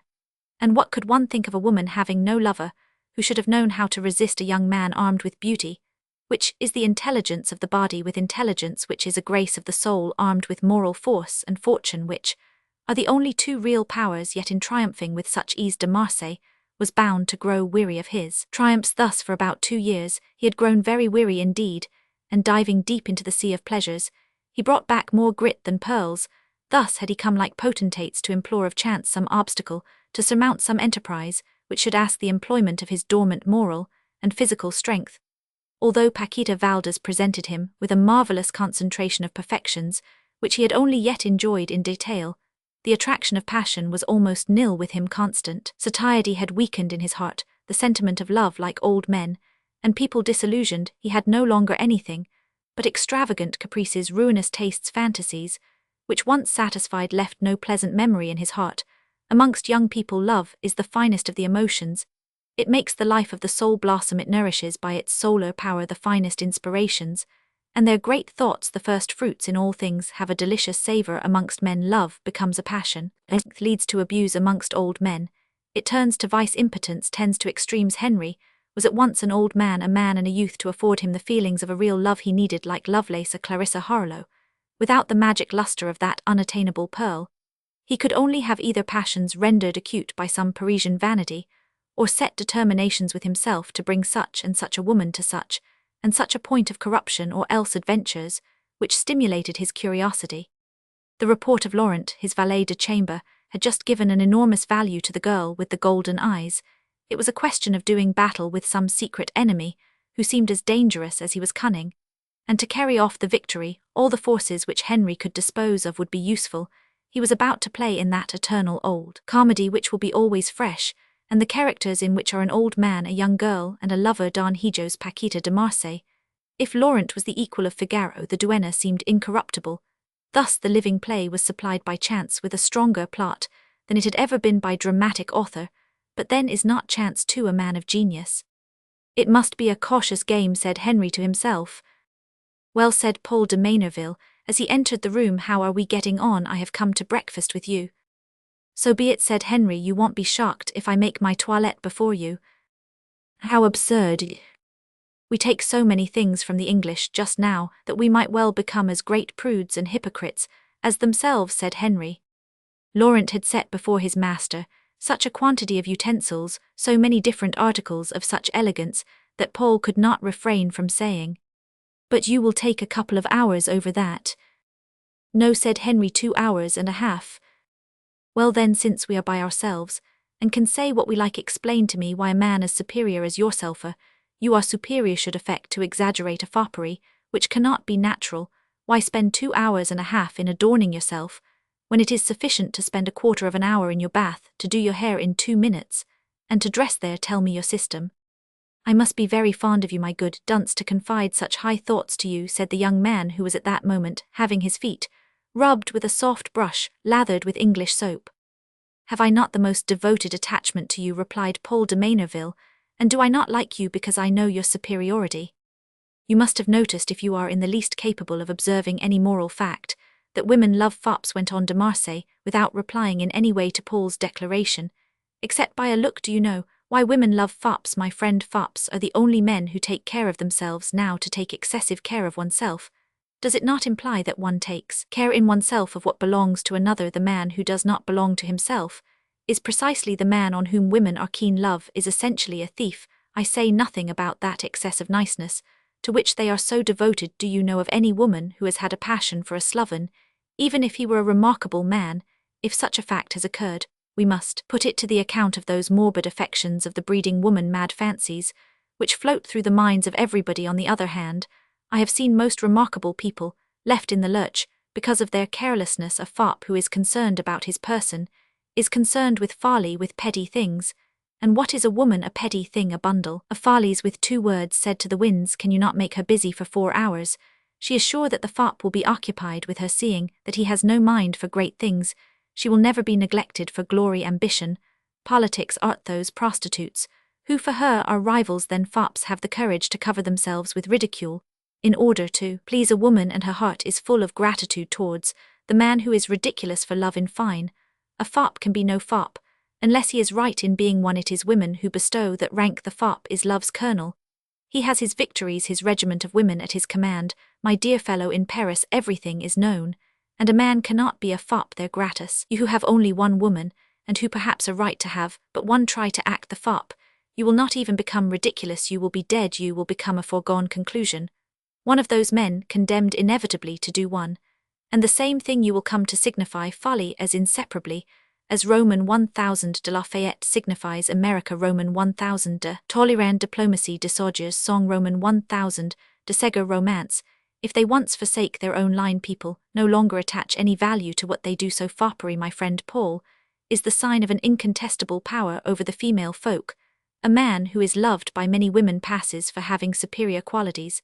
And then, poor fellow, it is a question who shall have him. But do you think it is nothing to have the right of going into a drawing room, of looking down at people from over your cravat or through your eyeglass, and of despising the most superior of men, should he wear an old-fashioned waistcoat? Laurent, you are hurting me. After breakfast, Paul, we will go to the Tuileries and see the adorable girl with the golden eyes. When, after making an excellent meal, the 2 young men had traversed the Terrasse de Feuillants and the broad walk of the Tuileries, they nowhere discovered the sublime Paquita Valdez, on whose account some 50 of the most elegant young men in Paris were to be seen, all scented, with their high scarfs spurred and booted, riding, walking, talking, laughing, and damning themselves mightily. "It's a white mass," said Henri, "but I have the most excellent idea in the world. This girl receives letters from London. The postman must be bought or made drunk. A letter opened, read, of course, and a love letter slipped in before it is sealed up again. The old tyrant, Crudel Tyranno, is certain to know the person who writes the letters from London, and has ceased to be suspicious of them."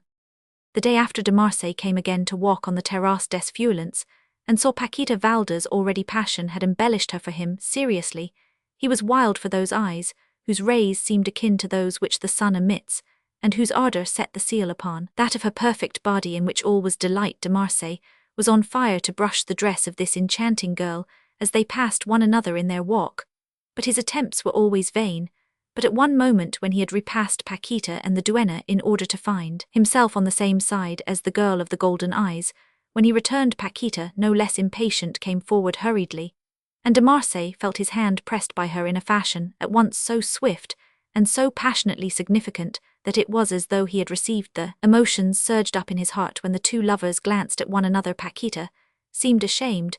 She dropped her eyes lest she should meet the eyes of Henri, but her gaze sank lower to fasten on the feet and form of him whom women before the Revolution called their conqueror. "I am determined to make this girl my mistress," said Henri to himself. As he followed her along the terrace in the direction of the place Louis Roman 15, he caught sight of the aged Marquis de Saint-Réal, who was walking on the arm of his valet, stepping with all the precautions due to gout and decrepitude. Dona Conca, who distrusted Henri, made Paquita pass between herself and the old man. "Oh, for you," said de Marsay to himself, casting a glance of disdain upon the duenna, "if one cannot make you capitulate with a little opium, one can make you sleep. We know mythology and the fable of Argus." Before entering the carriage, the golden-eyed girl exchanged certain glances with her lover of which the meaning was unmistakable, and which enchanted Henri, but one of them was surprised by the duenna. She said a few rapid words to Paquita, who threw herself into the coupe with an air of desperation. For some days, Paquita did not appear in the Tuileries. Laurent, who by his master's orders was on watch by the hotel, learned from the neighbours that neither the two women nor the aged marquis had been abroad since the day upon which the duenna had surprised a glance between the young girl in her charge and Henri. The bond, so flimsy withal, which united the two lovers, was already severed. Some days later, none knew by what means de Marsay had attained his end. He had a seal and wax exactly resembling the seal and wax affixed to the letters sent to Mademoiselle Valdez from London paper, similar to that which her correspondent used. Moreover, all the implements and stamps necessary to affix the French and English postmarks. He wrote the following letter, to which he gave all the appearances of a letter sent from London. "My dear Paquita, I shall not try to paint to you in words the passion with which you have inspired me. If to my happiness you reciprocate it, understand that I have found a means of corresponding with you. My name is Adolphe de Gouges, and I live at No. 54 Rue de l'Université. If you are too closely watched to be able to write to me, if you have neither pen nor paper, I shall understand it by your silence. If then tomorrow you have not, between 8 o'clock in the morning and 10 o'clock in the evening, thrown a letter over the wall of your garden into that of the Baron de Nucingen, where it will be waited for during the whole of the day, a man who is entirely devoted to me will let down 2 flasks by a string over your wall at 10 o'clock the next morning. Be walking there at that hour. One of the 2 flasks will contain opium to send your Argus to sleep. It will be sufficient to employ 6 drops. The other will contain ink. The flask of ink is of cut glass, the other is plain. Both are of such a size as can easily be concealed within your bosom. All that I have already done in order to be able to correspond with you should tell you how greatly I love you. Should you have any doubt of it, I will confess to you that to obtain an interview of 1 hour with you I would give my life." "At least they believe that, poor creatures," said de Marsay. "But they are right. What should we think of a woman who refused to be beguiled by a love letter accompanied by such convincing accessories?" This letter was delivered by Master Moynot, postman, on the following day about 8 o'clock in the morning to the porter of the Hotel Saint-Réal. In order to be nearer to the field of action, de Marsay went and breakfasted with Paul, who lived in the Rue de la Pépinière, at 2 o'clock, just as the 2 friends were laughingly discussing the discomfiture of a young man who had attempted to lead the life of fashion without a settled income, and were devising an end for him. Henri's coachman came to seek his master at Paul's house, and presented to him a mysterious personage who insisted on speaking himself with his master.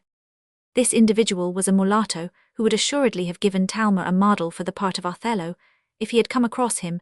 Never did any African face better express the grand vengefulness, the ready suspicion, the promptitude in the execution of a thought, the strength of the Moor, and his childish lack of reflection. His black eyes had the fixity of the eyes of a bird of prey, and they were framed like a vulture's by a bluish membrane, devoid of lashes. His forehead, low and narrow, had something menacing. Evidently this man was under the yoke of some single and unique thought. His sinewy arm did not belong to him. He was followed by a man whom the imaginations of all folk, from those who shiver in Greenland to those who sweat in the tropics, would paint in the single phrase, "He was an unfortunate man." From this phrase, everybody will conceive him according to the special ideas of each country. But who can best imagine his face white and wrinkled red at the extremities, and his long beard? Who will see his lean and yellow scarf, his greasy shirt collar, his battered hat, his green frock coat, his deplorable trousers, his dilapidated waistcoat, his imitation gold pin and battered shoes, the strings of which were plastered in mud? Who will see all that? But the Parisian, the unfortunate man of Paris, is the unfortunate man in toto, for he has still enough mirth to know the extent of his misfortune. The mulatto was like an executioner of Louis Roman XI, leading a man to the gallows. "Who has hunted us out, these two extraordinary creatures?" said Henri. "Faith, there is one of them who makes me shudder," replied Paul. "Who are you fellow who look the most like a Christian of the two?" said Henri, looking at the unfortunate man. The mulatto stood with his eyes fixed upon the two young men like a man who understood nothing, and who sought no less to divine something from the gestures and movements of the lips. "I am a public scribe and interpreter. I live at the Palais de Justice, and am named Poinsett." "Good, and this one?" said Henri to Poinsett, looking towards the mulatto. "I do not know, he only speaks a sort of Spanish patois, and he has brought me here to make himself understood by you." The mulatto drew from his pocket the letter which Henri had written to Paquita, and handed it to him. Henri threw it in the fire. "The game is beginning," said Henri to himself. "Paul, leave us alone for a moment." "I translated this letter for him," went on the interpreter when they were alone. "When it was translated, he was in some place which I don't remember. Then he came back to look for me, and promised me 2 louis to fetch him here." "What have you to say to me, nigger?" asked Henri. "I did not translate nigger," said the interpreter, waiting for the mulatto's reply. "He said, sir," went on the interpreter, after having listened to the unknown, "that you must be at 10:30 tomorrow night on the boulevard Montmartre, near the café. You will see a carriage there, in which you must take your place, saying to the man who will wait to open the door for you the word cortejo, a Spanish word, which means lover," added Poinsett, casting a glance of congratulation upon Henri. "Good." The mulatto was about to bestow the 2 louis, but de Marsay would not permit it, and himself rewarded the interpreter. As he was paying him, the mulatto began to speak. "What is he saying?" "He is warning me," replied the unfortunate, "that if I commit a single indiscretion, he will strangle me. He speaks fair, and he looks remarkably as if he were capable of carrying out his threat." "I am sure of it," answered Henri. "He would keep his word." "He says as well," replied the interpreter, "that the person from whom he is sent implores you for your sake, and for hers, to act with the greatest prudence, because the daggers which are raised above your head would strike your heart before any human power could save you from them. He said that so much the better, it will be more amusing. You can come in now, Paul," he cried to his friend. The mulatto, who had not ceased to gaze at the lover of Paquita Valdez with magnetic attention, went away, followed by the interpreter. "Well, at last I have an adventure which is entirely romantic," said Henri, when Paul returned after having shared in a certain number. "I have finished by finding in Paris an intrigue, accompanied by serious accidents, by grave perils. The deuce, what courage danger gives a woman to torment a woman, to try and contradict her docent. It give her the right and the courage to scale in one moment obstacles which it would take her years to surmount of herself. Pretty creature, jump then, to die. Poor child, daggers, oh imagination of women! They cannot help trying to find authority for their little jests. Besides, can one think of it, Paquita, can one think of it, my child? The devil take me now, that I know this beautiful girl, this masterpiece of nature, is mine. The adventure has lost its charm." For all his light words, the youth in Henri had reappeared in order to live, until the morrow, without too much pain. He had recourse to exorbitant pleasure. He played, dined, supped with his friends, he drank like a fish, ate like a German, and won 10 or 12,000 francs. He left the Rocher de Cancale at 2 o'clock in the morning, slept like a child, awoke the next morning fresh and rosy, and dressed to go to the Tuileries with the intention of taking a ride after having seen Paquita, in order to get himself an appetite and dine the better, and so kill the time. At the hour mentioned, Henri was on the boulevard, saw the carriage, and gave the counterword to a man who looked to him like the mulatto.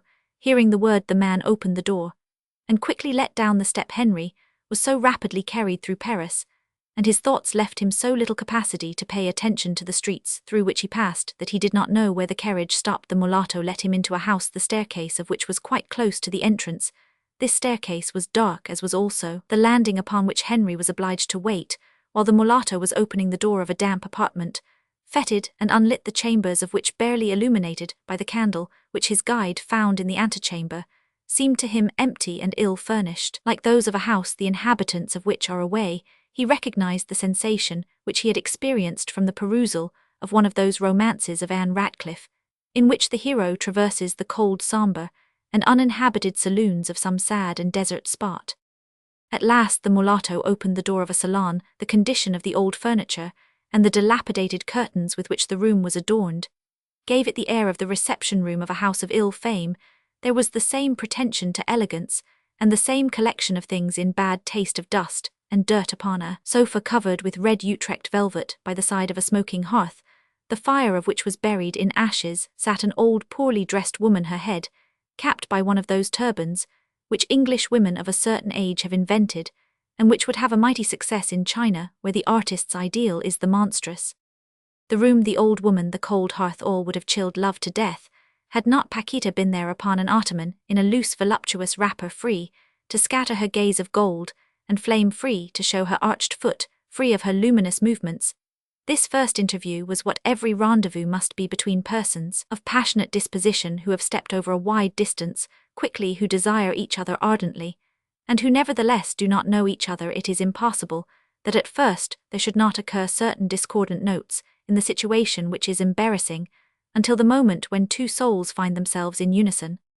If desire gives a man boldness, and disposes him to lay restraint aside, the mistress, under pain of ceasing to be woman, however great may be her love, is afraid of arriving at the end so promptly, and face to face with the necessity of giving herself, which to many women is equivalent to a fall into an abyss at the bottom of which they know not what they shall find. The involuntary coldness of the woman contrasts with her confessed passion, and necessarily reacts upon the most passionate lover. Thus ideas, which often float around souls like vapours, determine in them a sort of temporary malady in the sweet journey which two beings undertake through the fair domains of love.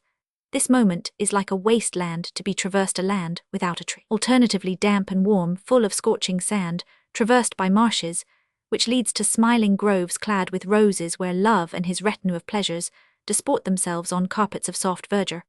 Often the witty man finds himself afflicted with a foolish laugh, which is his only answer to everything. His wit is as it were suffocated beneath the icy pressure of his desires. It would not be impossible for two beings of equal beauty, intelligence, and passion to utter at first nothing but the most silly commonplaces, until chance, a word, the tremor of a certain glance, the communication of a spark, should have brought them to the happy transition which leads to that flowery way in which one does not walk, but where one sways, and at the same time does not lapse. Such a state of mind is always in proportion with the violence of the feeling. Two creatures who love one another weakly feel nothing similar. The effect of this crisis can even be compared with that which is produced by the glow of a clear sky. Nature, at the first view, appears to be covered with a gauze veil. The azure of the firmament seems black. The intensity of light is like darkness. With Henri, as with the Spanish girl, there was an equal intensity of feeling, and that law of statics in virtue of which two identical forces cancel each other might have been true also in the moral order, and the embarrassment of the moment was singularly increased by the presence of the old hag. Love takes pleasure or fright at all has meaning for it, everything is an omen of happiness or sorrow for it. This decrepit woman was there like a suggestion of catastrophe, and represented the horrid fish's tail with which the allegorical geniuses of Greece have terminated their chimeras and sirens, whose figures, like all passions, are so seductive, so deceptive. Although Henri was not a freethinker, the phrase is always a mockery, but a man of extraordinary power, a man as great as a man can be without faith. The conjunction struck him. Moreover, the strongest men are naturally the most impressionable, and consequently the most superstitious, if indeed one may call superstition the prejudice of the first thoughts, which without doubt is the appreciation of the result in causes hidden to other eyes, but perceptible to their own. The Spanish girl profited by this moment of stupefaction to let herself fall into the ecstasy of that infinite adoration which seizes the heart of a woman when she truly loves, and finds herself in the presence of an idol for whom she has vainly longed. Her eyes were all joy, all happiness, and sparks flew from them. She was under the charm and fearlessly intoxicated herself with a felicity of which she had dreamed long. She seemed then so marvellously beautiful to Henri that all this phantasmagoria of rags and old age, of worn red drapery, and of the green mats in front of the armchairs, the ill-washed red tiles, all this sick and dilapidated luxury, disappeared. The room seemed lit up, and it was only through a cloud that one could see the fearful harpy fixed and dumb on her red sofa, her yellow eyes, betraying the servile sentiments inspired by misfortune, or caused by some vice, beneath whose servitude one has fallen as beneath a tyrant who brutalizes one, with the flagellations of his despotism. Her eyes had the cold glitter of a caged tiger knowing his impotence, and being compelled to swallow his rage of destruction. "Who is that woman?" said Henri to Paquita. But Paquita did not answer. She made a sign that she understood no French, and asked Henri if he spoke English. De Marsay repeated his question in English. "She is the only woman in whom I can confide, although she has sold me already," said Paquita tranquilly. "My dear Adolphe, she is my mother, a slave bought in Georgia for her rare beauty, little enough of which remains today. She only speaks her native tongue." The attitude of this woman and her eagerness to guess from the gestures of her daughter and Henri what was passing between them were suddenly explained to the young man, and this explanation put him at his ease. "Paquita," he said, "are we never to be free then?" "Never," she said with an air of sadness. "Even now we have but a few days before us." She lowered her eyes, looked at, and counted with her right hand on the fingers of her left, revealing so the most beautiful hands which Henri had ever seen. 1, 2, 3. She counted up to 12. "Yes," she said, "we have 12 days. And after, she said, showing the absorption of a weak woman before the executioner's axe, and slain in advance as it were by a fear which stripped her of that magnificent energy, which nature seemed to have bestowed upon her only to aggrandize pleasure, and convert the most vulgar delights into endless poems. After she repeated, her eyes took a fixed stare. She seemed to contemplate a threatening object far away. "I do not know," she said. "This girl is mad," said Henri to himself, falling into strange reflections. Paquita appeared to him occupied by something which was not himself, like a woman, constrained equally by remorse and passion perhaps. She had in her heart another love, which she alternately remembered and forgot in a moment. Henri was assailed by 1,000 contradictory thoughts. This girl became a mystery for him, but as he contemplated her, with the scientific attention of the blasé man, famished for new pleasures like that Eastern king, who asked that a pleasure should be created for him, a horrible thirst with which great souls are seized, Henri recognized in Paquita the richest organization that nature had ever deigned to compose for love. The presumptive play of this machinery, setting aside the soul, would have frightened any other man than Henri, but he was fascinated by that rich harvest of promised pleasures, by that constant variety in happiness, the dream of every man, and the desire of every loving woman too. He was infuriated by the infinite rendered palpable, and transported into the most excessive raptures of which the creature is capable. All that he saw in this girl more distinctly than he had yet seen it, for she let herself be viewed complacently happy, to be admired. The admiration of de Marsay became a secret fury, and he unveiled her completely, throwing a glance at her, which the Spaniard understood, as though she had been used to receive such. "If you are not to be mine, only I will kill you," he cried. Hearing this speech, Paquita covered her face in her hands, and cried naively, "Holy Virgin, what have I brought upon myself?" She rose, flung herself down upon the red sofa, and buried her head in the rags which covered the bosom of her mother, and wept there. The old woman received her daughter without issuing from her state of immobility, or displaying any emotion. The mother possessed in the highest degree that gravity of savage races, the impassiveness of a statue, upon which all remarks are lost. Did she or did she not love her daughter? Beneath that mask every human emotion might brood, good and evil, and from this creature all might be expected. Her gaze passed slowly from her daughter's beautiful hair, which covered her like a mantle, to the face of Henri, which she considered with an indescribable curiosity. She seemed to ask by what fatality he was there, from what caprice nature had made so seductive a man. "These women are making sport of me," said Henri to himself. At that moment, Paquita raised her head, cast at him one of those looks which reach the very soul and consume it. So beautiful seemed she that he swore he would possess such a treasure of beauty.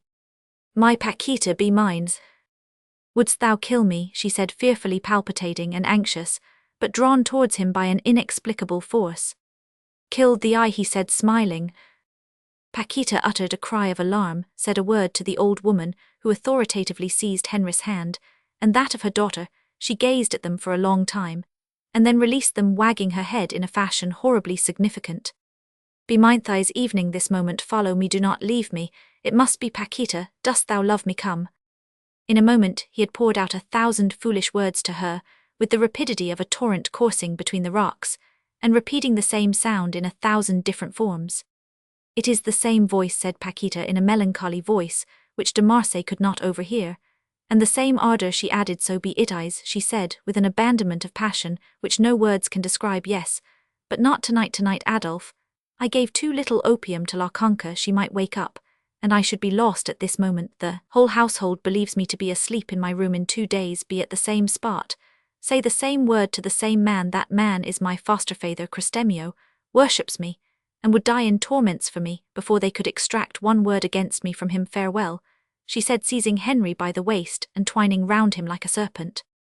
She pressed him on every side at once, lifted her head to his, and offered him her lips, then snatched a kiss, which filled them both with such a dizziness, that it seemed to Henri as though the earth opened, and Paquita cried enough depart in a voice which told how little she was mistress of herself, but she clung to him still crying depart, and brought him slowly to the staircase. There the mulatto, whose white eyes lit up at the sight of Paquita, took the torch from the hands of his idol, and conducted Henri to the street.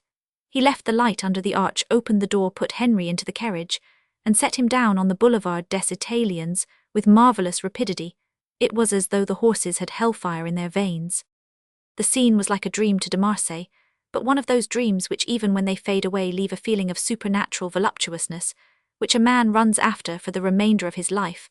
A single kiss had been enough. Never had rendezvous been spent in a manner more decorous or chaste, or perhaps more coldly, in a spot of which the surroundings were more gruesome, in presence of a more hideous divinity, for the mother had remained in Henri's imagination like some infernal, cowering thing, cadaverous, monstrous, savagely ferocious, which the imagination of poets and painters had not yet conceived. In effect, no rendezvous had ever irritated his senses more, revealed more audacious pleasures, or better aroused love from its centre to shed itself round him like an atmosphere. There was something sombre, mysterious, sweet, tender, constrained and expansive, an intermingling of the awful and the celestial, of paradise and hell, which made de Marsay like a drunken man. He was no longer himself, and he was withal great enough to be able to resist the intoxication of pleasure. In order to render his conduct intelligible in the catastrophe of this story, it is needful to explain how his soul had broadened at an age when young men generally belittle themselves in their relations with women, or in too much occupation with them. Its growth was due to a concurrence of secret circumstances, which invested him with a vast and unsuspected power. This young man held in his hand a sceptre more powerful than that of modern kings, almost all of whom are curbed in their least wishes by the laws de Marsay, exercised the autocratic power of an oriental despot. But this power, so stupidly put into execution in Asia by brutish men, was increased tenfold by its conjunction with European intelligence, with French wit. Most subtle, the keenest of all intellectual instruments, Henri could do what he would in the interest of his pleasures and vanities. This invisible action upon the social world had invested him with a real but secret majesty without emphasis, and deriving from himself. He had not the opinion which Louis Roman XIV could have of himself, but that which the proudest of the caliphs, the pharaohs, the Xerxes, who held themselves to be of divine origin, had of themselves when they imitated God, and veiled themselves from their subjects under the pretext that their looks dealt forth death. Thus, without any remorse at being at once the judge and the accuser, de Marsay coldly condemned to death the man or the woman who had seriously offended him. Although often pronounced almost lightly, the verdict was irrevocable. An error was a misfortune similar to that which a thunderbolt causes when it falls upon a smiling Parisienne in some hackney coach, instead of crushing the old coachman, who is driving her to a rendezvous.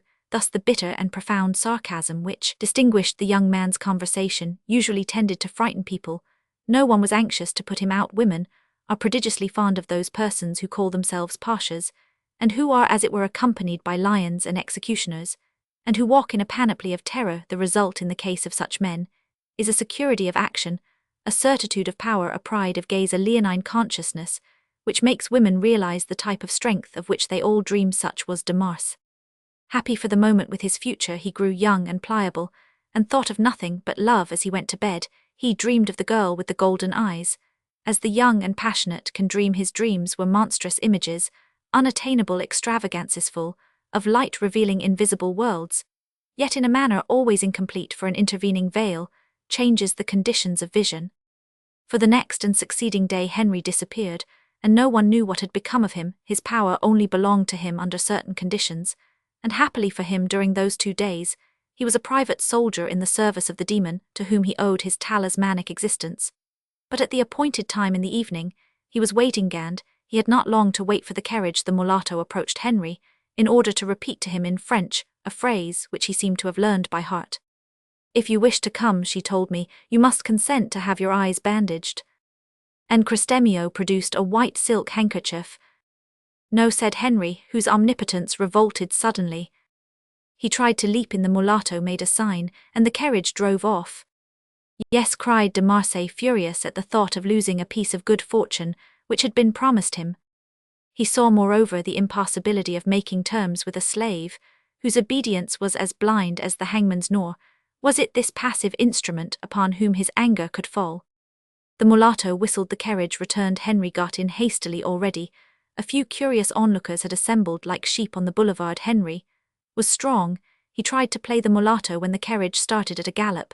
He seized his hands in order to master him and retain by subduing his attendant the possession of his faculties, so that he might know whither he was going. It was a vain attempt. The eyes of the mulatto flashed from the darkness.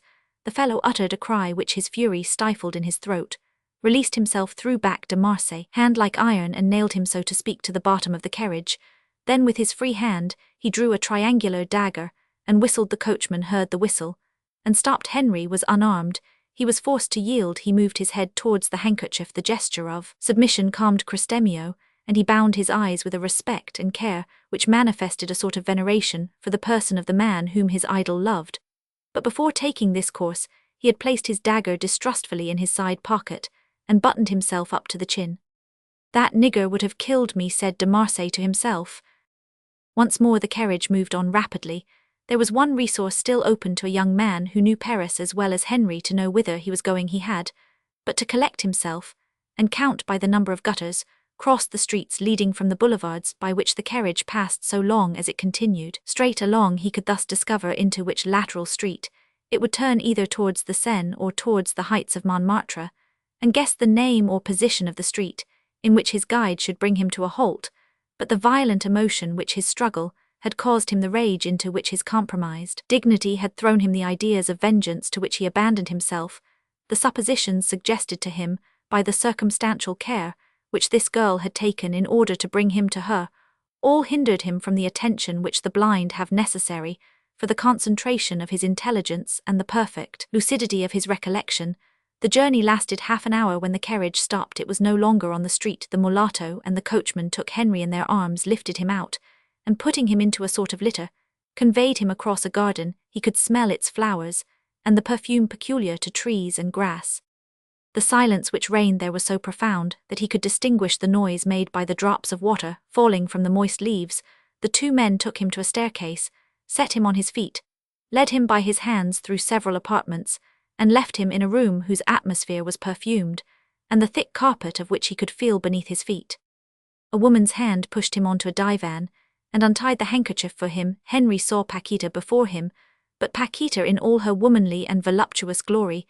The section of the boudoir in which Henri found himself described a circular line, softly gracious, which was faced opposite by the other perfectly square, half in the midst of which a chimney-piece shone of gold and white marble.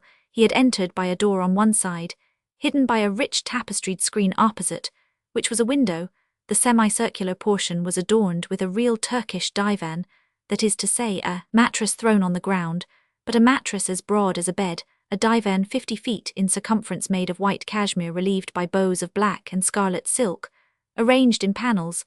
The top of this huge bed was raised several inches by numerous cushions, which further enriched it by their tasteful comfort. The boudoir was lined with some red stuff, over which an Indian muslin was stretched, fluted, after the fashion of Corinthian columns, in plaits going in and out, and bound at the top and bottom by bands of poppy-coloured stuff, on which were designs in black arabesque.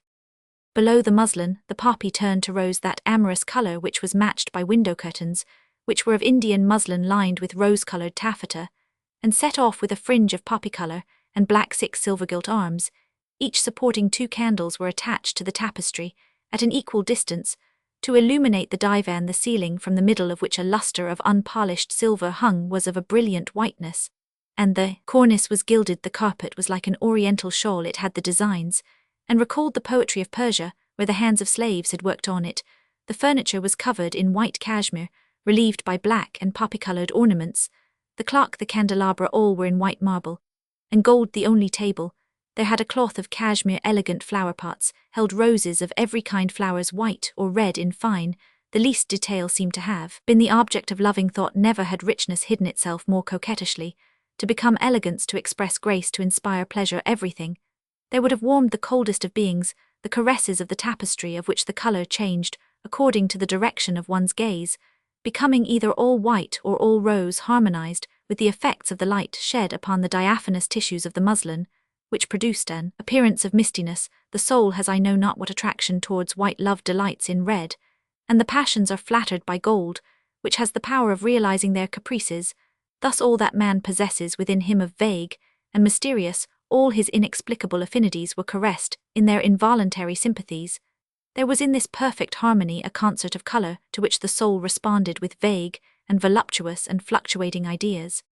It was out of a misty atmosphere laden with exquisite perfumes that Paquita, clad in a white wrapper, her feet bare orange blossoms in her black hair, appeared to Henri, knelt before him, adoring him as the god of this temple whither he had deigned to come. Although de Mars was accustomed to seeing the utmost efforts of Parisian luxury, he was surprised at the aspect of this shell, like that from which Venus rose out of the sea, whether from an effect of contrast between the darkness from which he issued and the light which bathed his soul, whether from a comparison which he swiftly made between this scene and that of their first interview, he experienced one of those delicate sensations which true poetry gives, perceiving in the midst of this retreat, which had been opened to him as by a fairy's magic wand, the masterpiece of creation, this girl whose warmly coloured tints, whose soft skin, soft but slightly gilded by the shadows, by I know not what vaporous effusion of love, gleamed as though it reflected the rays of colour, and light his anger, his desire for vengeance, his wounded vanity, all were lost. Like an eagle darting on his prey, he took her utterly to him, set her on his knees, and felt with an indescribable intoxication the voluptuous pressure of this girl, whose richly developed beauties softly enveloped him. "Come to me, Paquita," he said in a low voice. "Speak, speak without fear," she said. "This retreat was built for love, no sound can escape from it so greatly. Was it desired to guard avariciously the accents and music of the beloved voice, however loud should be the cries, they would not be heard without these walls. A person might be murdered, and his moans would be as vain as if he were in the midst of the great desert. Who has understood jealousy and its needs so well?" "Never question me as to that," she answered, untying with a gesture of wonderful sweetness the young man's scarf, doubtless in order the better to behold his neck. "Yes, there is the neck I love so well," she said. "Wouldst thou please me?" This interrogation, rendered by the accent almost lascivious, drew de Marsay from the reverie in which he had been plunged by Paquita's authoritative refusal to allow him any research as to the unknown being who hovered like a shadow about them. "And if I wish to know who reigns here?" Paquita looked at him, trembling. "It is not I then," he said, rising and freeing himself from the girl, whose head fell backwards. "Where I am I would be alone." "Strike, strike," said the poor slave, a prey to terror. "For what do you take me then? Will you answer?" Paquita got up gently, her eyes full of tears, took a poniard from one of the 2 ebony pieces of furniture, and presented it to Henri with a gesture of submission which would have moved a tiger. "Give me a feast such as men give when they love," she said, "and whilst I sleep slay me, for I know not how to answer thee. Hearken, I am bound like some poor beast to a stake. I am amazed that I have been able to throw a bridge over the abyss which divides us. Intoxicate me, then kill me." "Ah, no, no," she cried, joining her hands. "Do not kill me. I love life. Life is fair to me. If I am a slave, I am a queen too. I could beguile you with words, tell you that I love you alone, prove it to you, profit by my momentary empire to say to you, take me as one tastes the perfume of a flower when one passes it in a king's garden. Then, after having used the cunning eloquence of woman, and soared on the wings of pleasure, after having quenched my thirst, I could have you cast into a pit where none could find you, which has been made to gratify vengeance, without having to fear that of the law, a pit full of lime, which would kindle and consume you, until no particle of you were left. You would stay in my heart, mine forever." Henri looked at the girl without trembling, and this fearless gaze filled her with joy. "No, I shall not do it. You have fallen into no trap here, but upon the heart of a woman who adores you, and it is I who will be cast into the pit." All this appears to me prodigiously strange, said de Marsay, considering her, but you seem to me a good girl, a strange nature you are, upon my word of honor, a living riddle, the answer to which is very difficult to find. Paquita understood nothing of what the young man said. She looked at him, gently opening wide eyes, which could never be stupid, so much was pleasure written in them. Come then, my love, she said, returning to her first idea, wouldst thou please me? I would do all that thou wouldst, and even that thou wouldst not, answered de Marsay with a laugh. He had recovered his foppish ease, as he took the resolve to let himself go to the climax of his good fortune, looking neither before nor after. Perhaps he counted moreover on his power, and his capacity of a man used to adventures, to dominate this girl a few hours later, and learn all her secrets. Well said she, let me arrange you as I would like. Paquita went joyously, and took from one of the two chests a robe of red velvet in which she dressed de Marsay, then adorned his head with a woman's bonnet, and wrapped a shawl round him. Abandoning herself to these follies with a child's innocence, she laughed a convulsive laugh, and resembled some bird flapping its wings, but he saw nothing beyond. If it be impossible to paint the unheard-of delights which these two creaturesses made by heaven in a joyous moment found, it is perhaps necessary to translate metaphysically the extraordinary and almost fantastic impressions of the young man, that which persons in the social position of de Marsay, living as he lived, are best able to recognize, is a girl's innocence. But strange phenomenon, the girl of the golden eyes might be virgin, but innocent. She was certainly not. The fantastic union of the mysterious and the real, of darkness and light, horror and beauty, pleasure and danger, paradise and hell, which had already been met with in this adventure, was resumed in the capricious and sublime being with which de Marsay dallied. All the utmost science, or the most refined pleasure, all that Henri could know of that poetry of the senses, which is called love, was excelled by the treasures poured forth by this girl, whose radiant eyes gave the lie to none of the promises which they made. She was an oriental poem in which shone the sun, that Sadi, that Hafez have set in their pulsing strophes, only neither the rhythm of Sadi nor that of Pindar could have expressed the ecstasy full of confusion and stupefaction which seized the delicious girl when the error in which an iron hand had caused her to live was at an end. Dead, she said, I am dead. Adolphe, take me away to the world's end, to an island where no one knows us. Let there be no traces of our flight. We should be followed to the gates of hell. God, here is the day. Escape.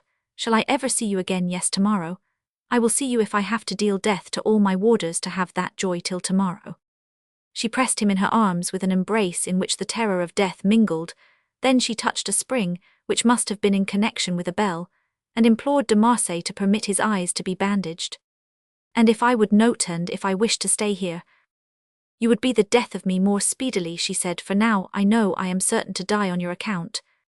Henri submitted. In the man who had just gorged himself with pleasure, there occurs a propensity to forgetfulness, I know not what ingratitude, a desire for liberty, a whim to go elsewhere, a tinge of contempt, and perhaps of disgust for his idol, in fine, indescribable sentiments, which render him ignoble and ashamed. The certainty of this confused, but real feeling in souls who are not illuminated by that celestial light, nor perfumed with that holy essence from which the performance of sentiment springs, doubtless suggested to Rousseau the adventures of Lord Edward, which conclude the letters of the novelle. Heloise, if Rousseau is obviously inspired by the work of Richardson, he departs from it in 1,000 details which leave his achievement magnificently original. He has recommended it to posterity by great ideas, which it is difficult to liberate by analysis.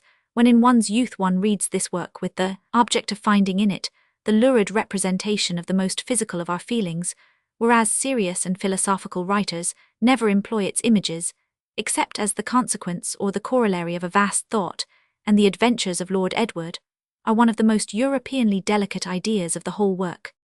Henri therefore found himself beneath the domination of that confused sentiment, which is unknown to true love. There was needful in some sort the persuasive grip of comparisons, and the irresistible attraction of memories, to lead him back to a woman. True love rules above all through recollection, a woman who is not engraven upon the soul by excess of pleasure or by strength of emotion. How can she ever be loved? In Henri's case, Paquita had established herself by both of these reasons, but at this moment, seized as he was by the satiety of his happiness, that delicious melancholy of the body, he could hardly analyze his heart, even by recalling to his lips the taste of the liveliest gratifications that he had ever grasped.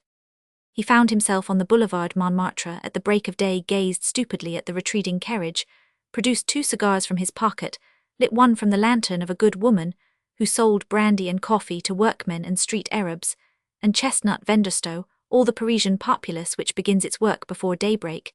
Then he went off smoking his cigar, and putting his hands in his trousers pockets with a devil-may-care air, which did him small honor. What a good thing a cigar is, that's one thing a man will never tire of, he said to himself. Of the girl with the golden eyes over whom at that time all the elegant youth of Paris was mad, he hardly thought the idea of death expressed in the midst of their pleasure, and the fear of which had more than once darkened the brow of that beautiful creature, who held to the houris of Asia by her mother, to Europe by her education, to the tropics by her birth, seemed to him merely one of those deceptions by which women seek to make themselves interesting. She is from Havana, the most Spanish region to be found in the New World, so she preferred to feign terror rather than cast in my teeth indisposition, or difficulty, coquetry, or duty, like a Parisian woman by her golden eyes. How glad I shall be to sleep. He saw a hackney coach standing at the corner of Frascati's, waiting for some gambler. He awoke, the driver was driven home, went to bed, and slept the sleep of the dissipated, which, for some queer reason which no rhymer has yet taken advantage as profound as that of innocence. Perhaps it is an instance of the proverbial axiom, extremes meet. About noon de Marsay awoke and stretched himself. He felt the grip of that sort of voracious hunger which old soldiers can remember having experienced on the morrow of victory.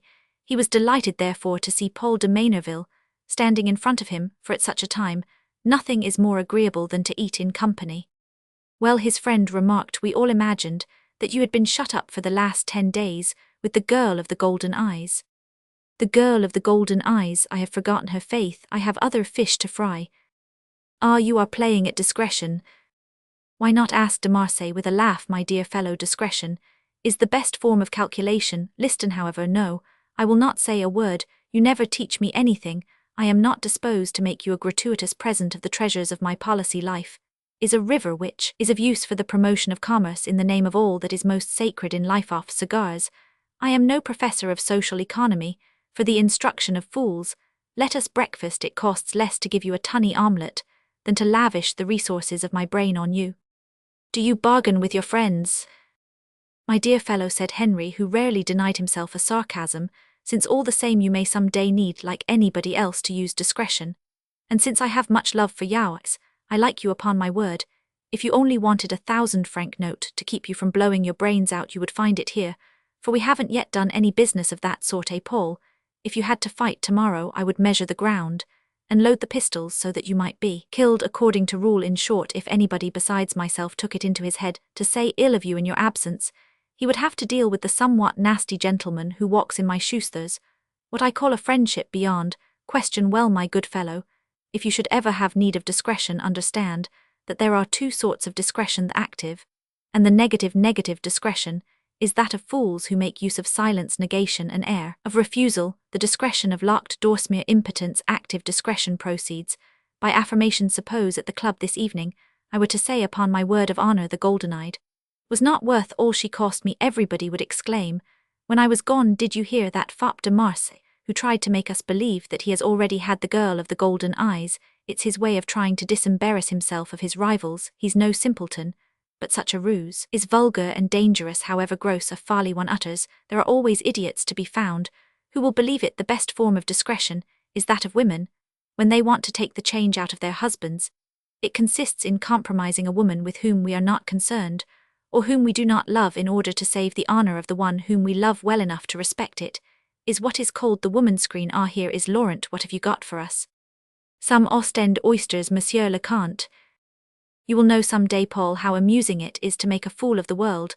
By depriving it of the secret of one's affections, I derive an immense pleasure in escaping from the stupid jurisdiction of the crowd, which knows neither what it wants nor what one wants of it, which takes the means for the end, and by turns curses and adores, elevates and destroys what a delight to impose emotions on it, and receive none from it to tame it, never to obey it. If one may ever be proud of anything, is it not a self-acquired power of which one is at once the cause and effect, the principle, and the result? Well, no man knows what I love, nor what I wish. Perhaps what I have loved, or what I may have wished, will be known as a drama which is accomplished is known. But to let my game be seen, weakness, mistake, I know nothing more despicable than strength outwitted by cunning. Can I initiate myself with a laugh into the ambassador's part? If indeed diplomacy is as difficult as life, I doubt it. Have you any ambition? Would you like to become something? But Henri, you are laughing at me's, though I were not sufficiently mediocre to arrive at anything.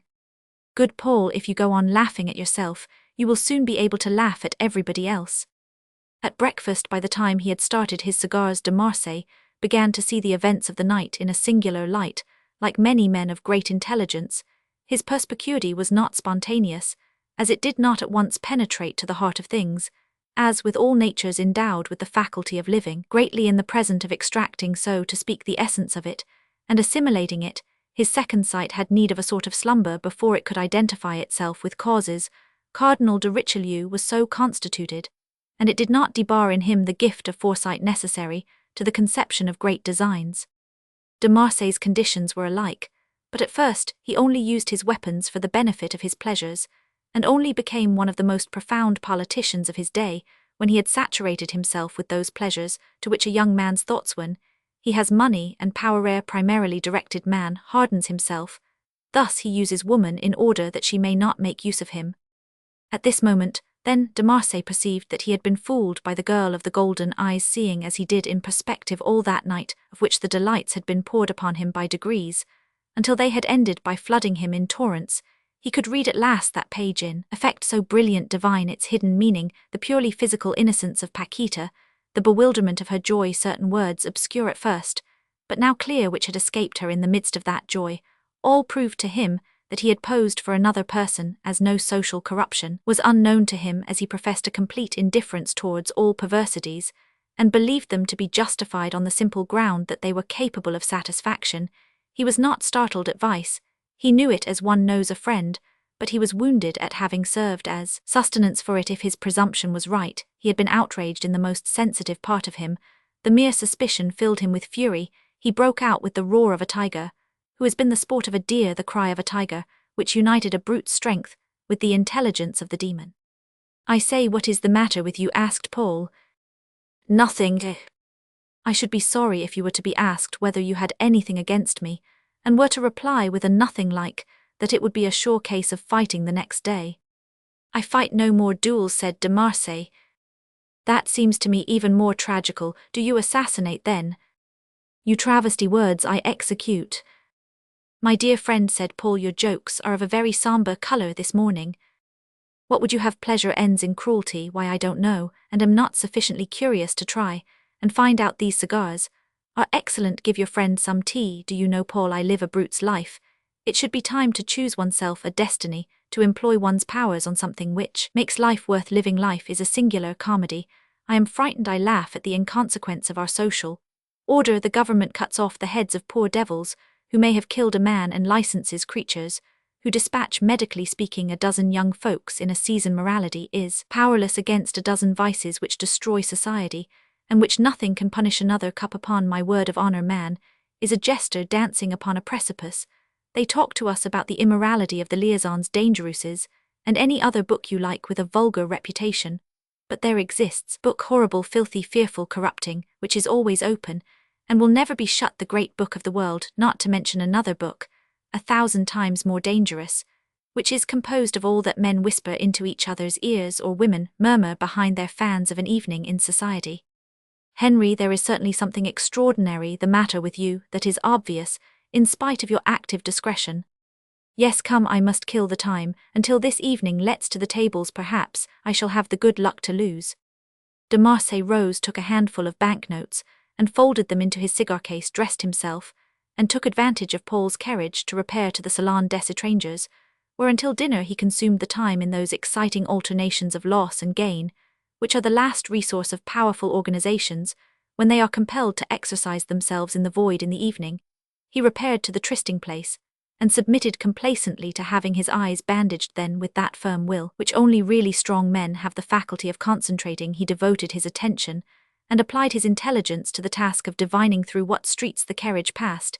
He had a sort of certitude of being taken to the Rue Saint-Lazare, and being brought to a halt at the little gate in the garden of the Hotel Sanreal, when he passed, as on the first occasion, through this gate, and was put in a litter carried doubtless by the mulatto and the coachman. He understood, as he heard the gravel grate beneath their feet, why they took such minute precautions. He would have been able, had he been free, or if he had walked to pluck a twig of laurel, to observe the nature of the soil, which clung to his boots, whereas transported, so to speak, ethereally into an inaccessible mansion, his good fortune must remain what it had been hitherto, a dream.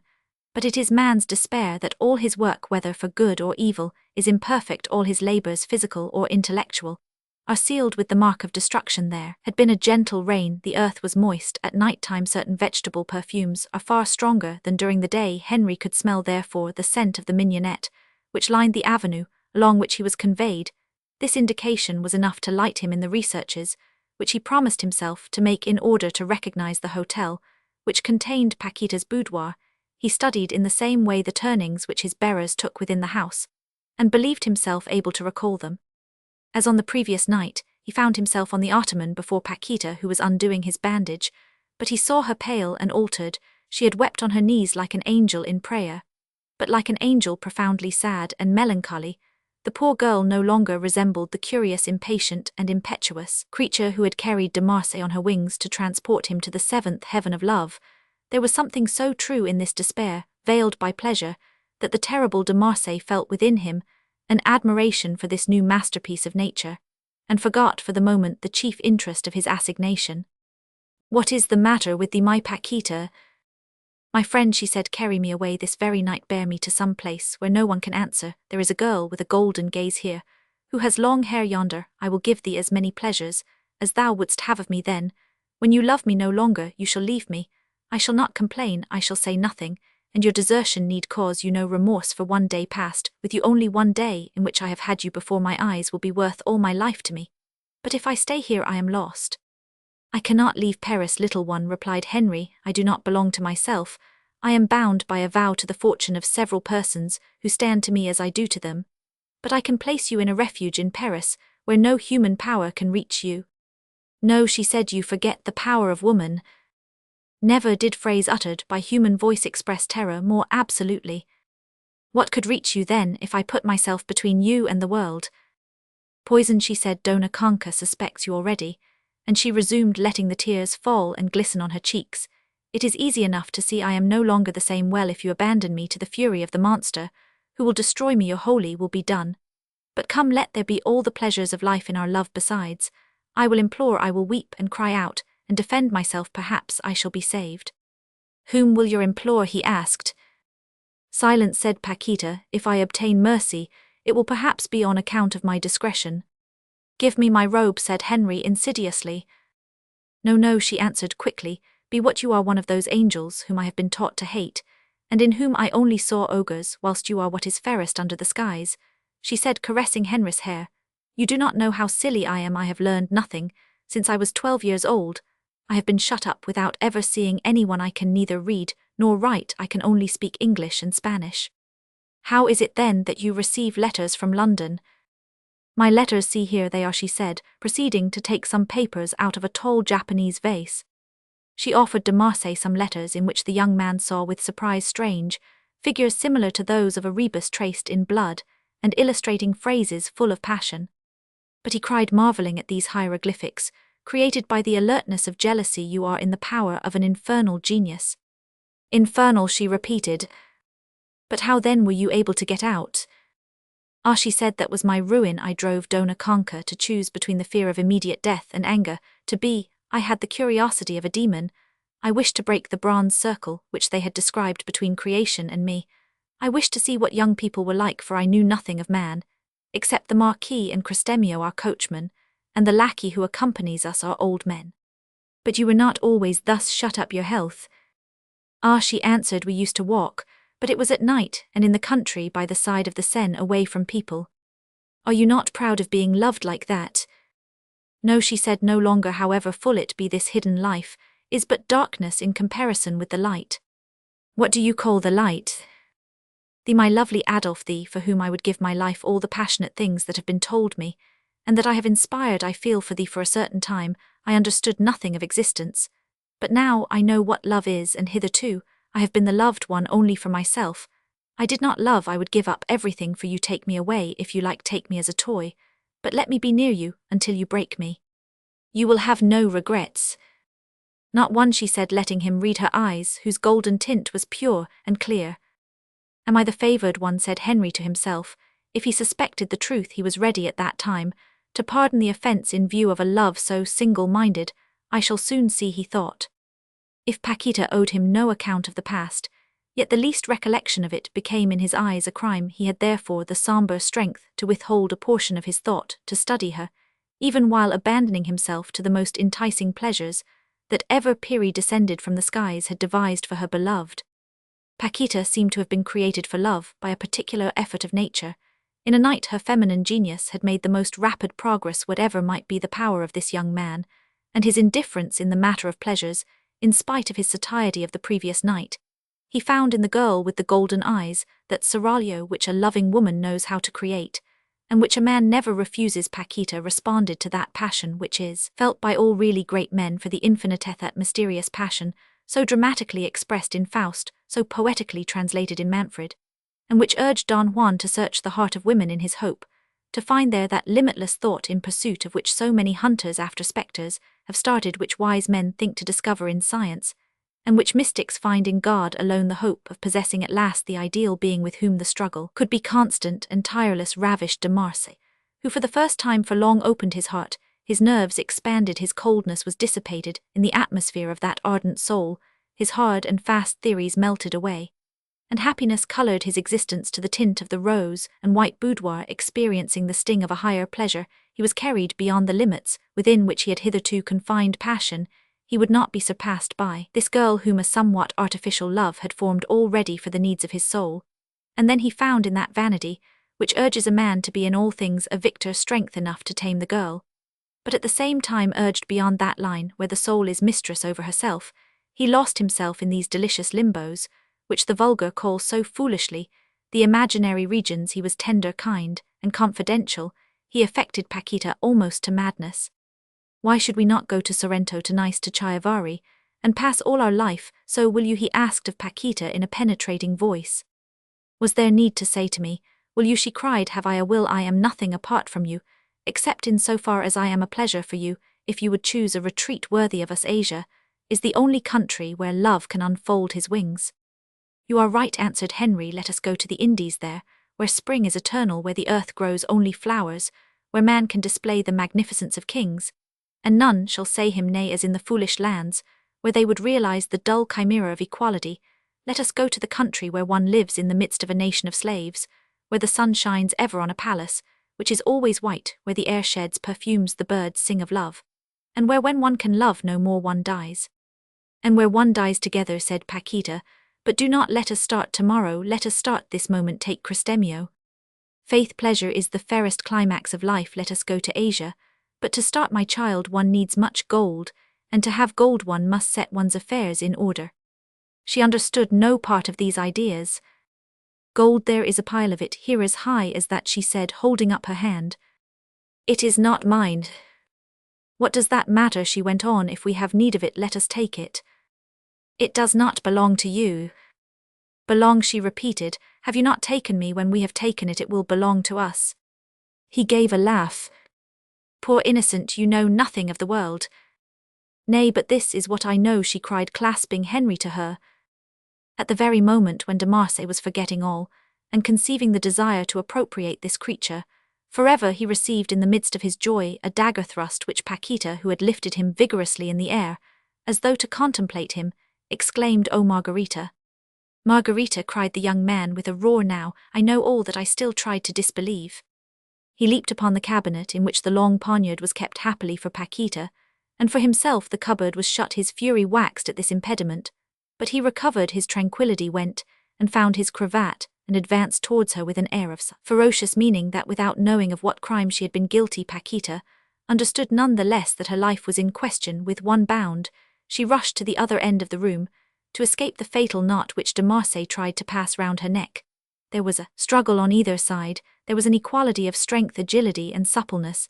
To end the combat, Paquita threw between the legs of her lover a cushion, which made him fall, and profited by the respite which this advantage gave to her to push the button of the spring, which caused the bell to ring promptly. The mulatto arrived in a second. Cristemio leaped on de Marsay, and held him down with one foot on his chest.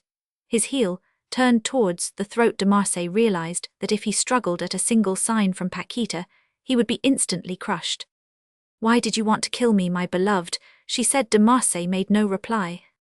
In what have I angered you? She asked. Speak, let us understand each other. Henri maintained the phlegmatic attitude of a strong man who feels himself, vanquished, his countenance cold, silent, entirely English, revealed the consciousness of his dignity, in a momentary resignation. Moreover, he had already thought, in spite of the vehemence of his anger, that it was scarcely prudent to compromise himself with the law by killing this girl on the spur of the moment, before he had arranged the murder in such a manner as should ensure his impunity. My beloved, went on Paquita, speak to me, do not leave me without one loving farewell. I would not keep in my heart the terror which you have just inspired in it. Will you speak? She said, stamping her foot with anger. De Marsay, for all reply, gave her a glance which signified so plainly, you must die, that Paquita threw herself upon him. Ah well, you want to kill me. If my death can give you any pleasure, recall me. She made a sign to Cristemio, who withdrew his foot from the body of the young man, and retired without letting his face show that he had formed any opinion, good or bad, with regard to Paquita. That is a man, said De Marsay, pointing to the mulatto with a sombre gesture. There is no devotion like the devotion which obeys in friendship, and does not stop to weigh motives. In that man you possess a true friend. I will give him you if you like, she answered. He will serve you with the same devotion that he has for me, if I so instruct him. She waited for a word of recognition, and went on with an accent replete with tenderness. Adolphe, give me then one kind word, it is nearly day. Henri did not answer. The young man had one sorry quality, for one considers as something great everything which resembles strength, and often men invent extravagances. Henri knew not how to pardon that returning upon itself, which is one of the soul's graces, was a non-existent sense for him. The ferocity of the northern man, with which the English blood is deeply tainted, had been transmitted to him by his father. He was inexorable both in his good and evil impulses. Paquita's exclamation had been all the more horrible to him, in that it had dethroned him from the sweetest triumph, which had ever flattered his man's vanity, hope, love, and every emotion had been exalted with him. All had lit up within his heart, and his intelligence, then these torches illuminating his life, had been extinguished by a cold wind. Paquita, in her stupefaction of grief, had only strength enough to give the signal for departure. What is the use of that? She said, throwing away the bandage. If he does not love me, if he hates me, it is all over.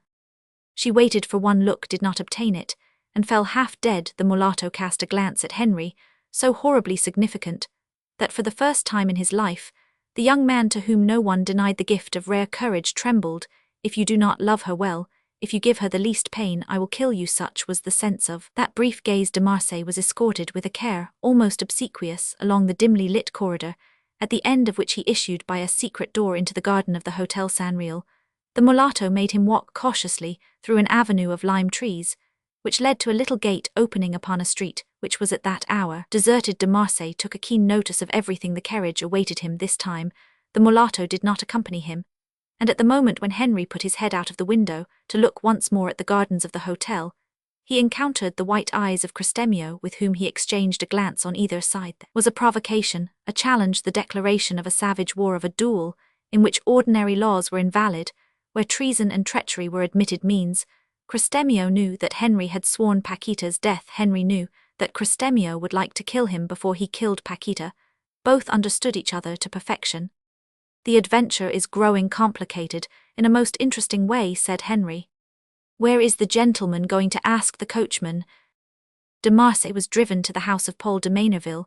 For more than a week Henri was away from home, and no one could discover either what he did during this period nor where he stayed. This retreat saved him from the fury of the mulatto, and caused the ruin of the charming creature who had placed all her hope in him, whom she loved as never human heart had loved on this earth before. On the last day of the week, about 11 o'clock at night, Henri drove up in a carriage to the little gate in the garden of the Hotel San Real.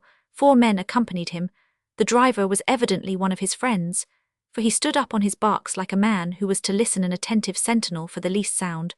One of the other 3 took his stand outside the gate in the street.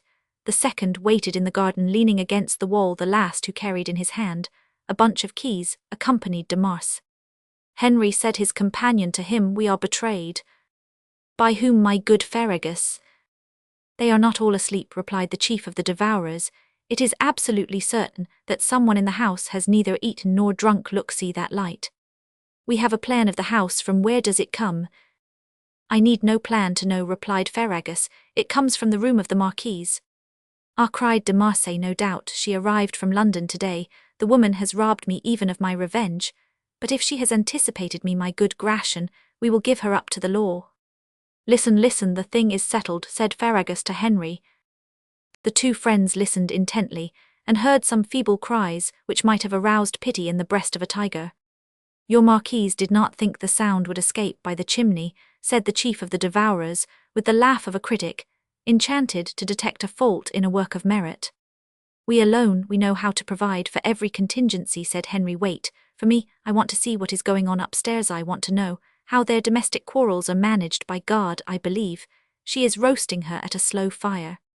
De Marsay lightly scaled the stairs with which he was familiar, and recognized the passage leading to the boudoir. When he opened the door, he experienced the involuntary shudder which the sight of bloodshed gives to the most determined of men. The spectacle which was offered to his view was moreover in more than one respect astonishing to him. The Marquise was a woman. She had calculated her vengeance with that perfection of perfidy which distinguishes the weaker animals. She had dissimulated her anger in order to assure herself of the crime before she punished it. Too late, my beloved, said Paquita in her death agony, casting her pale eyes upon de Marsay. The girl of the golden eyes expired in a bath of blood. The great illumination of candles, a delicate perfume, which was perceptible, a certain disorder in which the eye of a man accustomed to amorous adventures could not but discern the madness which is common to all the passions, revealed how cunningly the Marquise had interrogated the guilty one. The white room, where the blood showed so well, betrayed a long struggle. The prints of Paquita's hands were on the cushions. Here she had clung to her life. Here she had defended herself. Here she had been struck. Long strips of the tapestry had been torn down by her bleeding hands, which without a doubt had struggled long. Paquita must have tried to reach the window. Her bare feet had left their imprints on the edge of the divan, along which she must have run. Her body, mutilated by the dagger thrusts of her executioner, told of the fury with which she had disputed a life which Henri had made precious to her. She lay stretched on the floor, and in her death throes had bitten the ankles of Madame de Saint-Réal, who still held in her hand her dagger, dripping blood. The hair of the Marquise had been torn out. She was covered with bites, many of which were bleeding, and her torn dress revealed her in a state of semi-nudity with the scratches on her breasts. She was sublime, so her head, eager and maddened, exhaled the odor of blood. Her panting mouth was open, and her nostrils were not sufficient for her breath. There are certain animals who fall upon their enemy in their rage, do it to death, and seem in the tranquility of victory to have forgotten it. There are others who prowl around their victim, who guard it in fear lest it should be taken away from them, and who, like the Achilles of Homer, drag their enemy by the feet 9 times round the walls of Troy. The Marquise was like that. She did not see Henri in the first place. She was too secure of her solitude to be afraid of witnesses, and secondly, she was too intoxicated with warm blood, too excited with the fray, too exalted to take notice of the whole of Paris. If Paris had formed a circle round her, a thunderbolt would not have disturbed her. She had not even heard Paquita's last sigh, and believed that the dead girl could still hear her.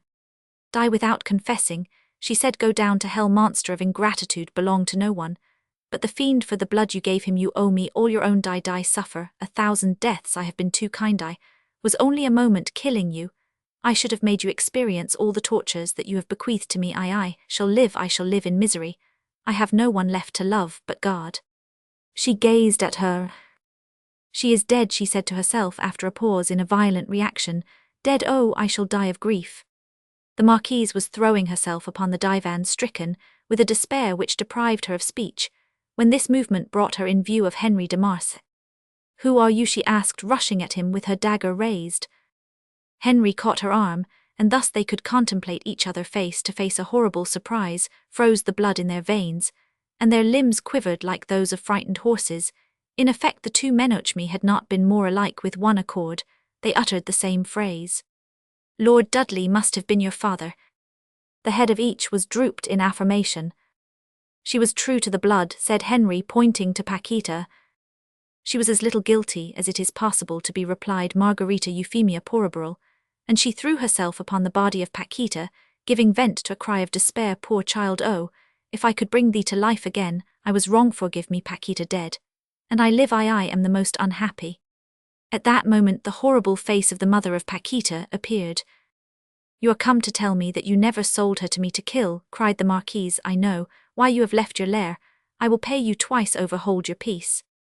She took a bag of gold from the ebony cabinet and threw it contemptuously at the old woman's feet.